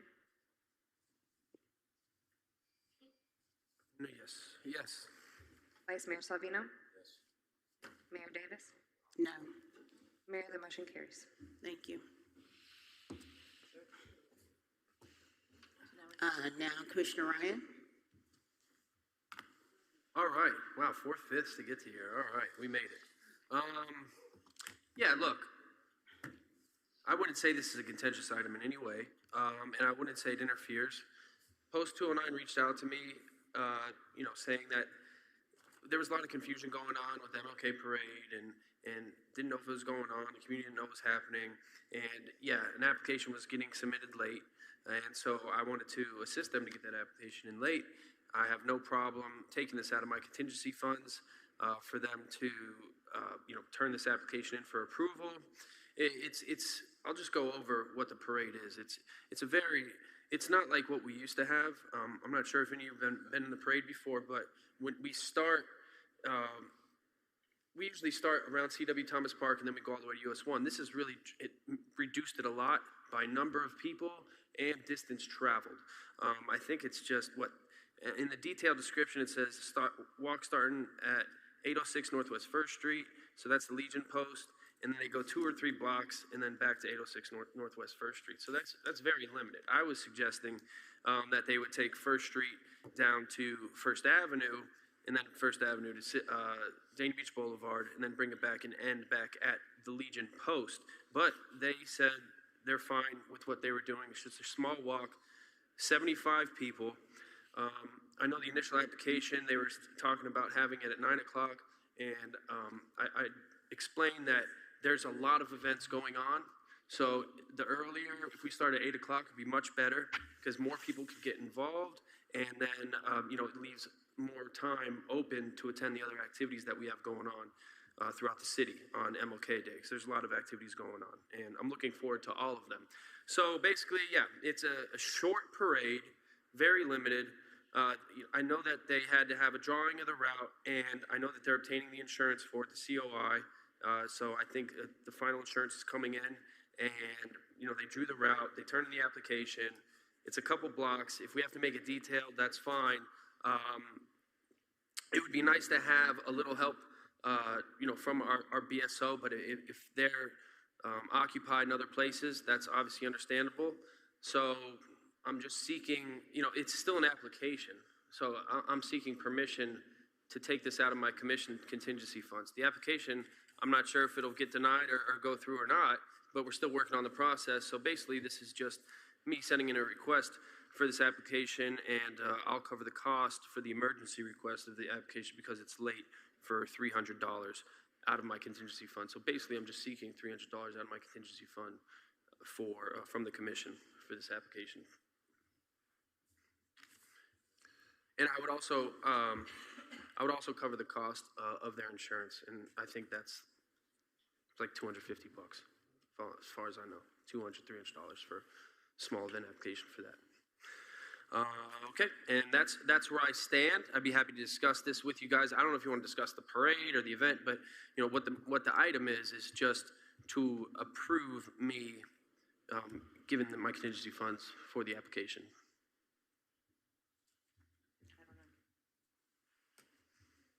So I leave it open for discussion. Thank you, Commissioner Ryan. Discussion from the commission? Commissioner Llewellyn? So my concern is that I am concerned about spreading resources then. It's a very busy day. We do have a lot of things going on that day. It's not just the cost of the permit and the insurance. There is a cost associated with actually putting this on. You're going to require extra BSO. You're going to, both police and fire. There are other things that go along with that, and that's going to come out of taxpayer dollars again. And so my concern is more about the fact that this is not, that's why I'm asking if it's even viable. I don't even know if we're going to have the staff available to do that, because it's not just, it's BSO, it's also, we have to have Parks and Rec staff more likely than not, people that are available to clean up and, you know, make sure that things are, you know, done properly like we always do. And I am looking at this as not just being, and this was one of the reasons I know why it was discussed previously about changing things this year and doing something different and trying to do the right thing, but also do it economically so that we're not spending money on things that are going to be excessive. And I just, especially given the fact that this is a last minute thing, getting this, you're asking to have this pushed through very, very quickly. It's less than a week. And that's also taking staff away from their regular duties to push this through very quickly. So I have a major problem with all of those factors. So. We will maintain decorum in the commission chambers, please, and we greatly appreciate your respect of the decorum. Commissioner Romoli. Hi, thank you, Mayor. Again, this is just a request for the application fee. We're not approving anything outside of that. Am I misunderstanding this? You are correct. Okay, so if it's just the application fee, I'm good with it. So I have no issues. I am concerned if beyond the application fee that there needs to be very clear understanding that the city does not have the resources to help further other than application fee process, because that's what you're asking for. That's what I'm hearing. So, and if that's the case, I'm okay with this. The request is for the application fee, and I believe he said he'll cover the cost of insurance, which is about $200, I think you said. The application would have to cover all the other costs associated, which would be for police and fire coverage or whatever, and I don't know where that would come from, and I don't know if we've heard from the chief, if you want to have him talk. I just want to make sure that we have a project going on at Dania Beach Elementary. I'm sorry, at Collins Elementary, that the principal called and wants to do a project at the school with the kids. So we've deployed resources to Collins Elementary for the beautification of their gardens there. In addition to that, we're going up and down on Northwest First Street, where we're having kids from all our after-school programs, where we have kids coming from Olson Middle, where we have kids also coming from Dania Beach Elementary. So I just want to make sure that in our desire to say yes to everything, that we're not spreading our resources beyond what we could safely support citywide. I mean, just yesterday we were sitting, discussing a game plan, and there was a shooting on Pippin Waiters. So we have to make sure that we have resources citywide and also resources, fire and police, to cover these major events that we're doing at Collins Elementary and also at the Patch and up and down Northwest First Street. And we don't know with what has been submitted at this point, what would be required for the fire and the police with what has been submitted up to this point. Yeah, so when we get an application like you saw today, we had 3 applications. From the Rita Crockett, for the Martin Luther event that we're doing at Rita Crockett. Resources also there, because we expect a large number of people there. So when you guys review these applications, they come in with plenty of time. The applications go to fire, police, parks and recreation, to, code, and to all the different departments, and they check, and we put a game plan together. This is coming to us less than a week So we have to be very careful that we jump into saying, yes, we could do this in 2, but then we don't have enough police personnel. This is a day that the kids are out of school, people are out of school, we have a big national championship, there's celebrations, but, be mindful that we also have to protect the entire city as well. So, the chief couldn't be more of a team player spreading his resources, but chief, do we have enough resources, in police to be able to handle all these events that we have going on that day?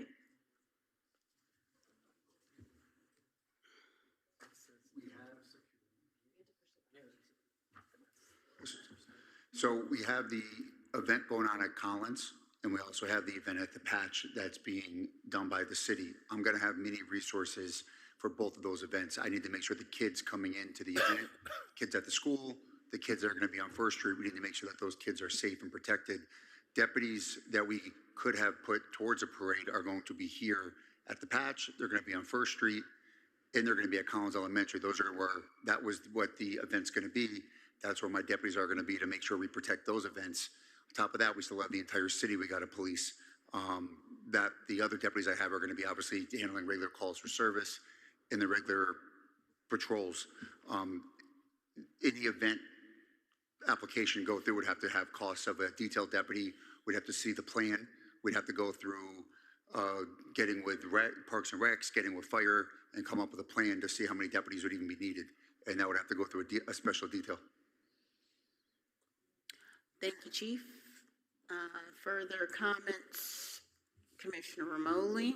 Right. I'm looking at this application, and it says under security police, no.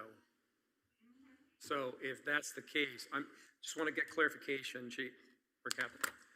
If this is approved, this application for what they want to do they now need to reach out and get a police? Yes, they would have to have police on that, but that would have to be part of the application. Well, that's not part of this application. Well, that's not me. I don't deal with the application. I mean, they're not asking for police on this application. So that's why I'm saying I'm okay with approving this personally, as long as it doesn't impede on any resources for the city or BSO. If this can be done without the services, but I'm hearing something different. I'm hearing parade and I'm hearing march. I'm hearing the street and I'm hearing the sidewalk. And that requires police presence. There's a big difference. If we're going to close streets, is one thing. If folks are just going to walk on the sidewalk, that's a different thing. Of course. So, but since we don't have a completed application, we don't know. But it is a completed application, and it says no police. So I'm assuming that they're going to walk on sidewalks. So that's how I'm. Yeah, but we don't want to assume. I need to know. Let's please, if you want to be recognized, we need to do it properly. And, well, excuse me, we have rules of decorum, and we do not just shout out at the dais. We have a proper way to be recognized and not be recognized in these chambers, and I would appreciate that we adhere to the rules of decorum. So, with that, Commissioner Ryan. Okay.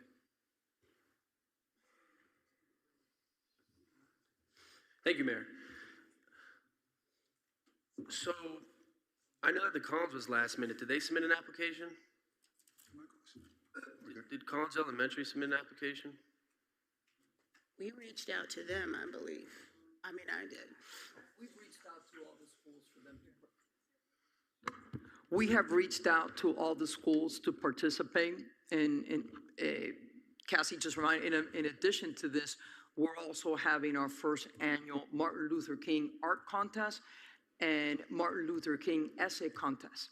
So whereas in the past we would spend $6,000 on barricades, we're looking to put that money into scholarships for the kids that are the winners. We're going to have 2 winners from CW, 2 winners from PJ, 2 winners from Frost, from Collins, from Olson, and from Dana Beach Elementary.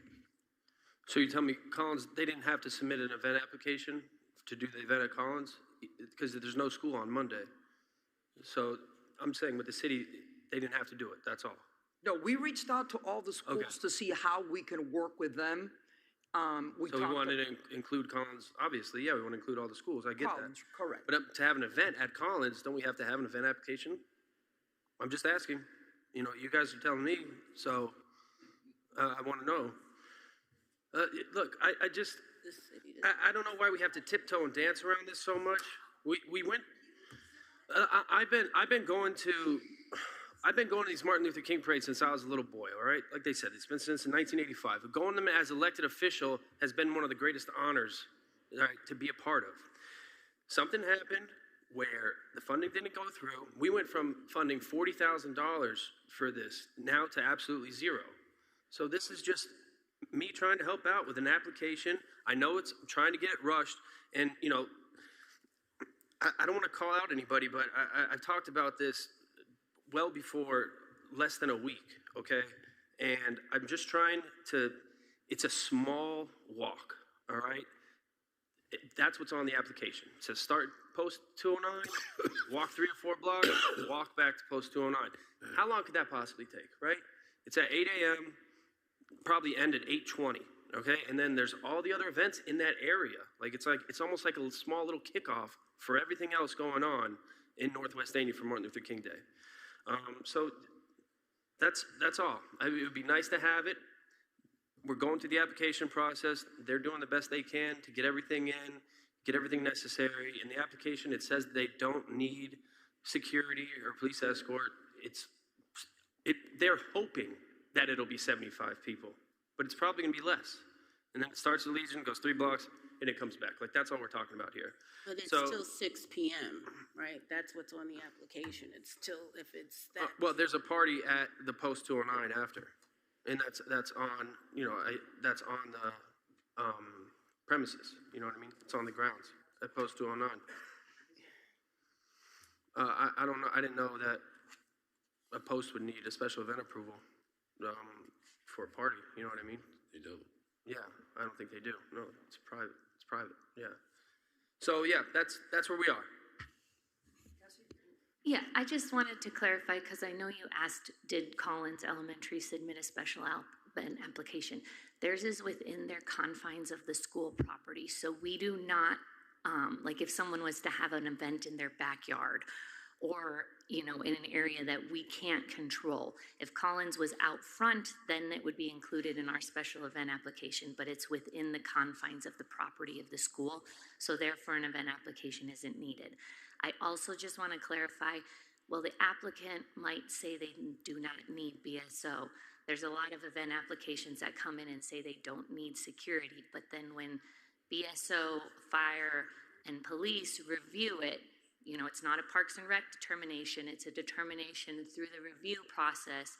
Once they see the site map and they know the game plan and what they're going to do, it's at BSO's discretion to require a deputy or not. So it's not, they might say no on the application, but that doesn't mean it necessarily means no for the approval process. So Collins, we're going into Collins? They're not beatifying the outside of Collins or anything? It's the garden. Oh, the inside garden, okay. It's the inside garden. Everything is contained within the school. Okay. So I just wanted to clarify. Yeah, thanks for the clarification. All right, well, I guess I'll just end my comments with this. This is, right now, my item, 13.6, need a 4/5 vote to even discuss it, and here we are. It's $300 from my contingency fund for the application, and, you know, I guess we'll see where the application goes. And I'm looking for support for that. I can't make a motion on my own item. You can make the motion. Vice Mayor. Make a motion, we answer his request for the emergency special event and insurance application. Have a motion, do I have a second?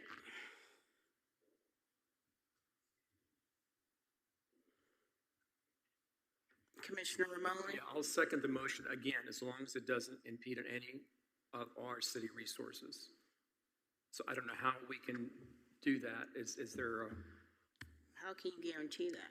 Right, because I'm hearing right now that our city cannot provide any type of resources for this. So as long as this goes through, has to still go through a process of approval, right?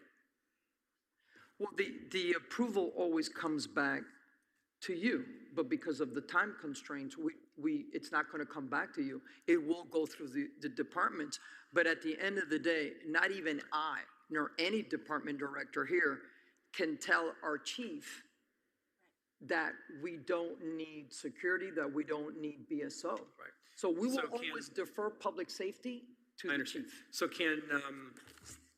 can someone just organize 25, 30 people to walk from one point to another without a permit, without an application?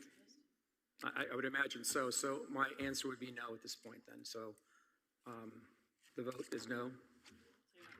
I'm not Well, you were seconding. seconding. you're not so seconding You're it. retracting your second. Is that correct? No second.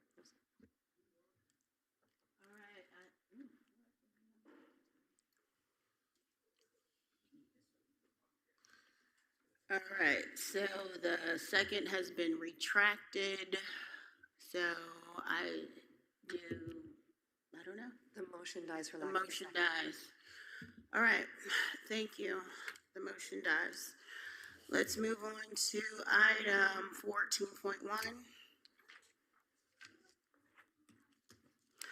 We have advisory board appointments, item 14.1, which is the Dania Beach Housing Authority Board, which has 2 vacancies. That is my item. I have the previous applicant who I appointed to the board. He did not have residency requirements that you have to have a member to. You have to be a resident of one of the Dania Beach Housing Authority properties in order to be considered for the board. They need a board representative who actually lives within one of the properties, and he was denied because he did not live within the Saratoga or one of the Dania Beach Housing Authority residences. And so I then let him know that if a vacancy then became available, the next available vacancy that didn't require residency, that I would put him in that place. And so that was Monty Hall, who we already previously discussed and approved to be on the Housing Authority Board. So I'm asking for him to take the non-residency seat on the Housing Authority, and then Deborah Settles, who was here this evening, who accepted the proclamation for Martin Luther King Jr. holiday to be the resident from Dania Beach Housing Authority, who actually resides within the Dania Beach Housing Authority residences. And so I'm seeking approval for those 2 appointments to the Dania Beach Housing Authority. And I'm seeking, do I have a motion for approval? Do I need it? Consensus, okay, or did? Can I have consensus to approve those 2 people to the board? I see consensus. Any opposed? Okay, all right, so we will move forward. Oh, sorry, Commissioner Romoli, did you need to, Commissioner Romoli, did you have? No, I was going to make a motion, but I guess you didn't need one, Okay, so. we got consensus. All right, thank you, Commission. Next, we have the Marine Board. Yes. Which is Vice Mayor Salvino's appointment. Yeah. Hello. So I had a conversation with one person that dropped off and one person that was on the Marine Advisory Board, and they asked me to advise them about what the city wants to do with the advisory board, because there's not a happy participation there. So I don't know on our advisory boards how we monitor their progress. We've asked for reports. I think we've gotten one from 1 or 2 of them, but not all of them. Yeah, and if these advisory boards are not going to be effective, and they don't, and people, I mean, I think they try. I don't know what they want from us to help them. I think maybe that we need to have someone in the city, maybe to reach out. I don't know if you have an employee that can jump out to each one of them, sit down with them and call them in and say, what do you need? How do you expect this to work? And then we should decide whether or not we want those advisory boards to operate. I think it's just to have an advisory board and have somebody that really is into it, but doesn't get cooperation from other people. It's a waste of time, and that's why we sunsetted one or two over the last 7 years. So with that, I don't have an appointment for that one there. But we moved to the Planning and Zoning Board, which I'm next, Mayor. I do have an appointment for that. Excellent. Thank you, Vice Mayor. So let's move on to your next one for Planning and Zoning. Okay, I'd like to nominate Keith Roberts for that position. Okay, do I have? Mayor, if I can, just for a moment, Marine Advisory Board was one of the boards that provided a report to you when they came. That what? That provided a report to the commission when they came. I understand. Right, and since then, that's after the one dropped off. I don't think they got out of here what they were looking for from the conversation. I think they came in and advised, and they're looking for certain things like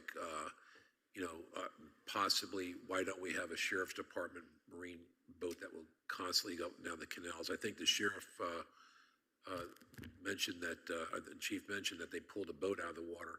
I don't know. I think it's just a lack of communication between the board. I think if we had a little bit more like pumped up, motivated, situations, like you got to want it, and I think if they had somebody that really wanted it bad enough, they came in here and brought it up. But who do they report to? You see, who do they go ask before they come here and give you a report? I give you a report, but then they, but this is the problem, and nobody gets back to them to fix the problem.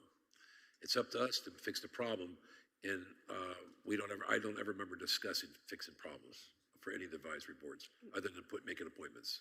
Yeah, it would be at your discretion if you'd want to discuss further what each board, based on what they're needing, and then I guess what you would like to contribute, or what recommendations you'd like to give back, or feedback you'd like to provide back to them, so that they would have further discussions amongst themselves. Maybe we need to take and send a letter out to each advisory board member and have suggestions or something for it. I don't know. I just feel like there's certain advisory boards are working good, but some just aren't. And I hate to really see the Marine Advisory Board go away. I think it's a very important board.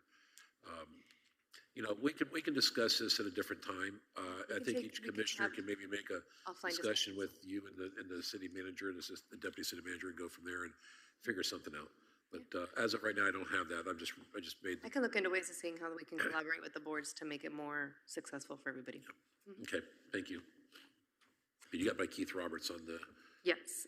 Was there consensus? I think we're okay. Consensus for planning and zoning of Keith. Everybody okay? Yes. Okay. All right, we have consensus for that. Oh, Commissioner Romoli, you were going to make a motion? Okay. All right, Public Art Advisory Board, we already did that, right? Oh, Yes, yeah, we did we're done. Okay. Commission comments, item 15, we will begin with Commissioner Llewellyn. So much. So I'm not going to go into a lot. It's late. And I think most of us are tired. But I will say a couple of things. We just had Danny After Dark.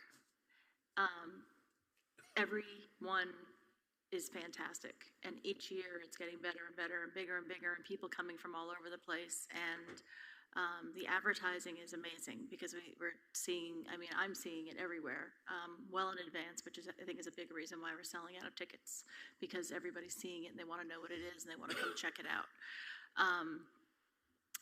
But not just that. I'm sure most people here get, people that live in the city at least get emails from the city identifying all the events we have. There are so many events going on in the city. We are really, really busy. And to talk a little bit, to kind of bring this back to the last discussion that we did have, there's so much going on in the city. This is a really busy city. And it's really hard to make everybody happy and also keep everybody safe. And we're spread very thin for that, and we do a lot. And I think that that's important for people to recognize, that we really do spread ourselves as far as we possibly can to try to make sure that everybody enjoys themselves, but also is doing it safely and gets home at night to their families. So that's part of what I think all of that discussion was about. I also just want to mention a couple of things. I think the vice mayor mentioned earlier, somebody mentioned earlier that we've lost, it was the mayor early on, that we've lost a few people over the last month. We have lost quite a few people. We lost Bob Lanzana, patriarch for the Lanzana family, after I know he's been ill for quite some time. And his service is actually this weekend. And we also lost Bob Adams, who was a very good friend of mine as well. I'm sorry. And he was battling a lot of health issues. But his death came very suddenly and not from what everybody else was expecting. So just say a little prayer for him and his family. And that's all I'm going to say. Thank you. Thank you, Commissioner Llewellyn, for those thoughtful words. And next we will go to Commissioner Romoli. Thank you, Mayor. Yeah, I want to echo Commissioner Llewellyn and Bob Adams, Bob Lozano. Bob was, we used to do lunch with each other quite often, and he did such a terrific job with the Dania Beach Housing Authority. He is the chairperson there, was for many years, and he and Ann Castro have done really a remarkable job with the organization. We will miss him dearly. And I just want to thank not only the commission, but city staff, BSO, fire. It's such a privilege to work for the city, and every day I wake up and I think, I can't believe I have this opportunity to be able to serve. And I know it's not always easy, and I get hate mail. I have people that don't like what I say or do, and you know what?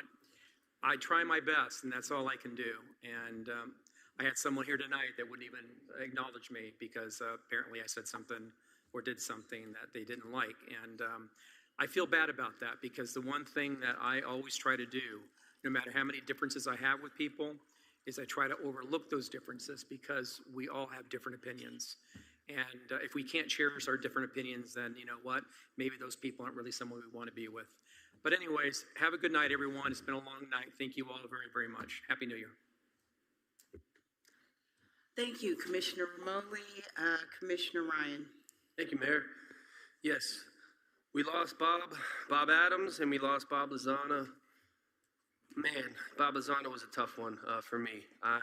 He worked in my real estate office for years, and that the treasure trove of information, the stories that guy had. He built Martha's, and Martha's is torn down, and it's condos now. He almost negotiated to build the Broward County Convention Center in the late '80s, early '90s, over Melaleuca, where it's the county dumping ground, and this guy, he was just so monumental in Dania Beach and in Broward County. We lost Rose a couple years ago, so my heart goes out to Katie and Jessica. We all know Jessica. She runs the Dania Press. Bob always delivered all the papers for her. Just gonna miss Bob. I haven't even talked about it to anybody, but I'm definitely gonna miss the heck out of that guy. And his service is at 11 a.m. at Lighthouse Church on Saturday. 11 a.m. Saturday, Lighthouse Church for Bob Lozana, true Danian, a true Danian. And congrats, on the other hand. Congrats to Eve. Congrats to Jacksons. Congrats to Deputy Hoff, the Seal family, Matt Arts, Dania Point, Rita Crockett, and the Beach Rangers. Wow. A lot of congratulations today. And, okay, also, Florida Session just started up in Tallahassee. I have my uniform on. I got my Florida tie. Got my little Florida pin. So, God bless you all up there, all right? And may what needs to be passed to help our city pass, and may what needs to fail that's going to hurt our city fail, all right? And, we definitely respect our representatives up there on both sides of the aisle. We get things done. We don't look at a DRNR when we're approaching you for what we need in our city, all right? So we look past all that partisan stuff. And when you go up Tallahassee, it's a breath of fresh air to see people working across the aisle to get things done, especially for your city. And we go in there as a good team.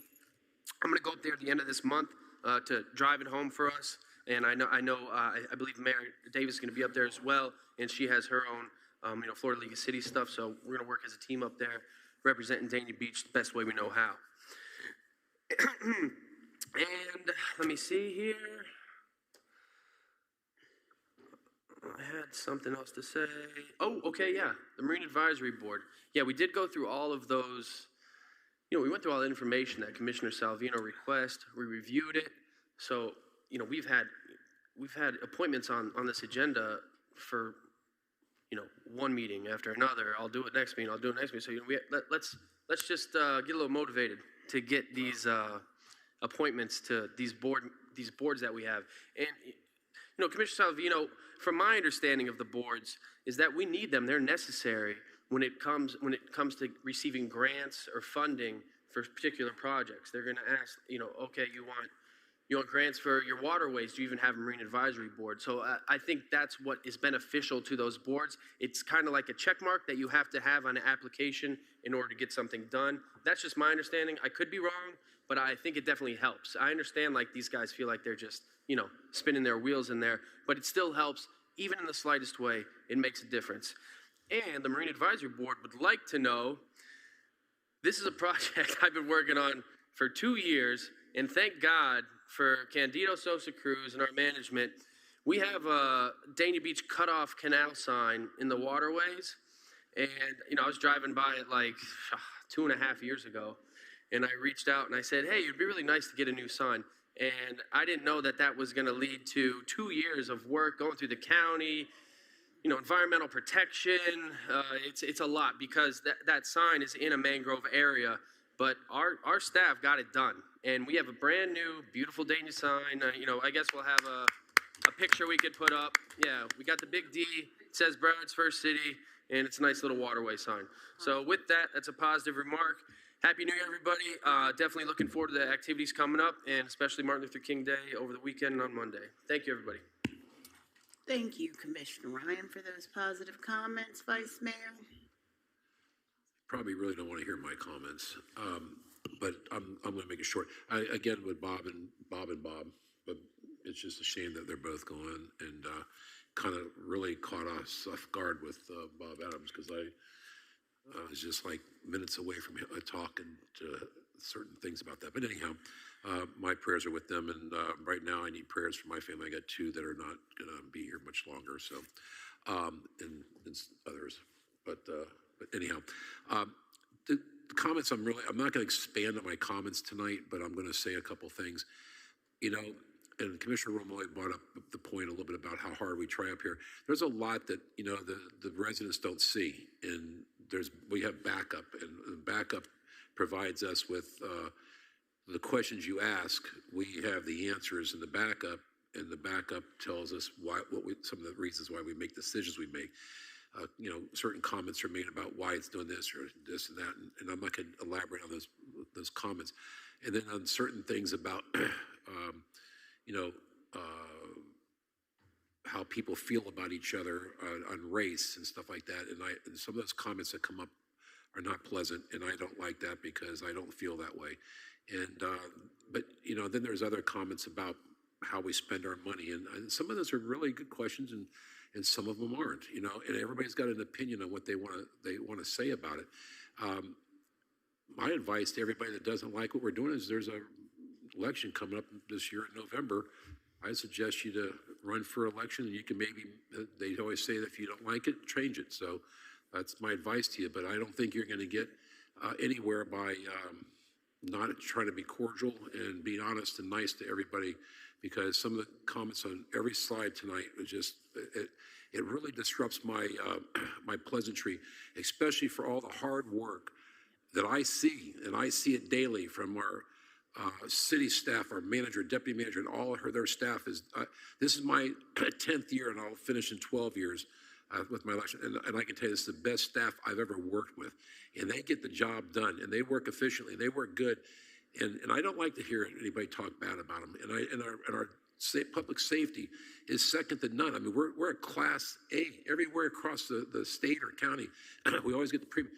So before you all speak out there, do your due diligence on it complete. If you don't know if it's on the agenda and it says something, find the backup before you make comments and find out what we're doing, and dig deep.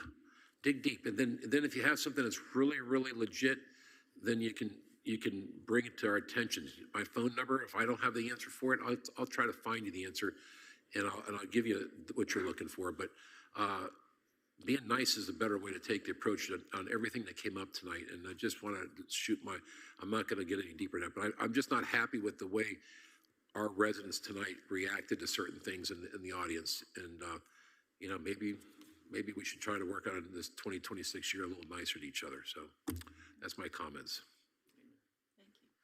Very nice, Vice Mayor.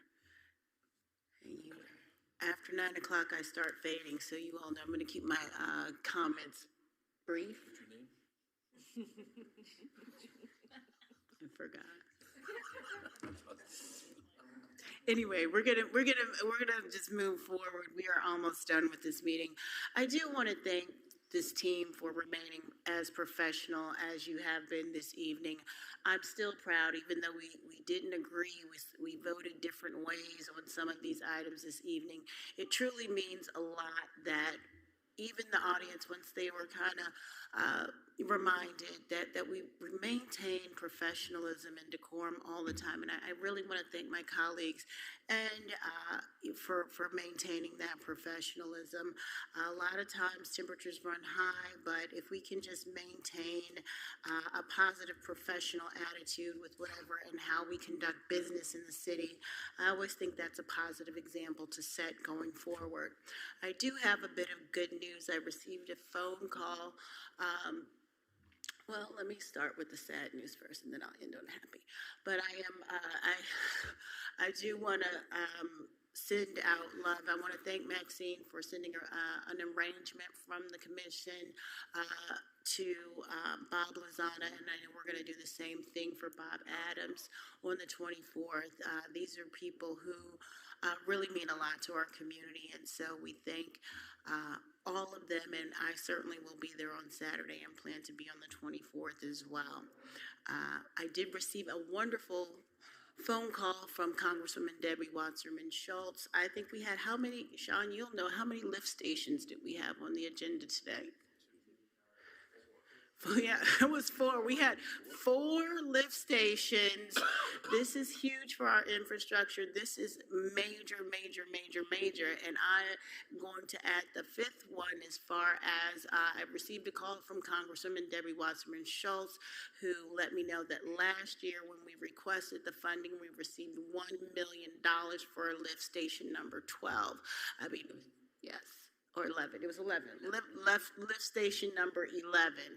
So that was part of the funding, and so these are multi-million-dollar projects, and so anytime we can bring $1 million in that aren't from the taxpayer dollars, that is due to your hard work. When we go to Tallahassee, when you go to Tallahassee, it results in real funds, and so when you get millions of dollars in funding, and we put it right back into our infrastructure to make Dania Beach the best city it can be from the inside out. And so I really want to thank you all for your hard work and all that you're doing. I wasn't able to go to Tallahassee with you all this year for the first time, but I will be going to Tallahassee for the legislative session on January 26th through 28th, and then the U.S. Conference of Mayors.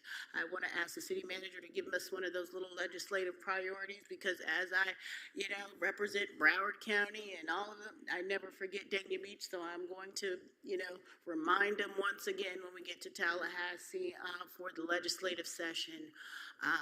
Not to be too much on a soapbox, but property taxes. Commissioner Llewellyn and I attended a Zoom with Marty Kerr, the Broward County property appraiser, and nobody breaks down property taxes like Marty. He really broke it down by all 31 cities and kind of gave us a true perspective on what it would mean for Dania Beach and all other cities. So these are the things that we're going to be fighting for in Tallahassee. I also attended, I'm going to be done. But I also attended the Climate Summit change. Was it the 19th, Eleanor, or 17th? 17th Annual Climate Summit change. City of Dania Beach was a sponsor. I believe Eleanor was there, Candida was there, Corinne was there, and we got to hear from county administrators. I think you should think about the city manager, deputy city manager. We got the perspective on property taxes from the county administrators on property taxes, and they really had a healthy discussion because you have a whole citywide or countywide perspective and how this is going to necessarily be a tax shift when they market it as an elimination or reduction of taxes. And so to get that expertise from so many other people like Monica Sapiro and Joe Bruzzo from the county administrators, I think that adds such a health and wealth to the conversation to help to really educate residents on these upcoming events, and that's going to impact our communities. So with that, I just want to thank you all for your participation, your engagement. Let's make 2026 the best year yet. Thank you and good night. We gotta drive. Thank you, good night. Great job, Mayor. Great job. Great job, Vice Mayor.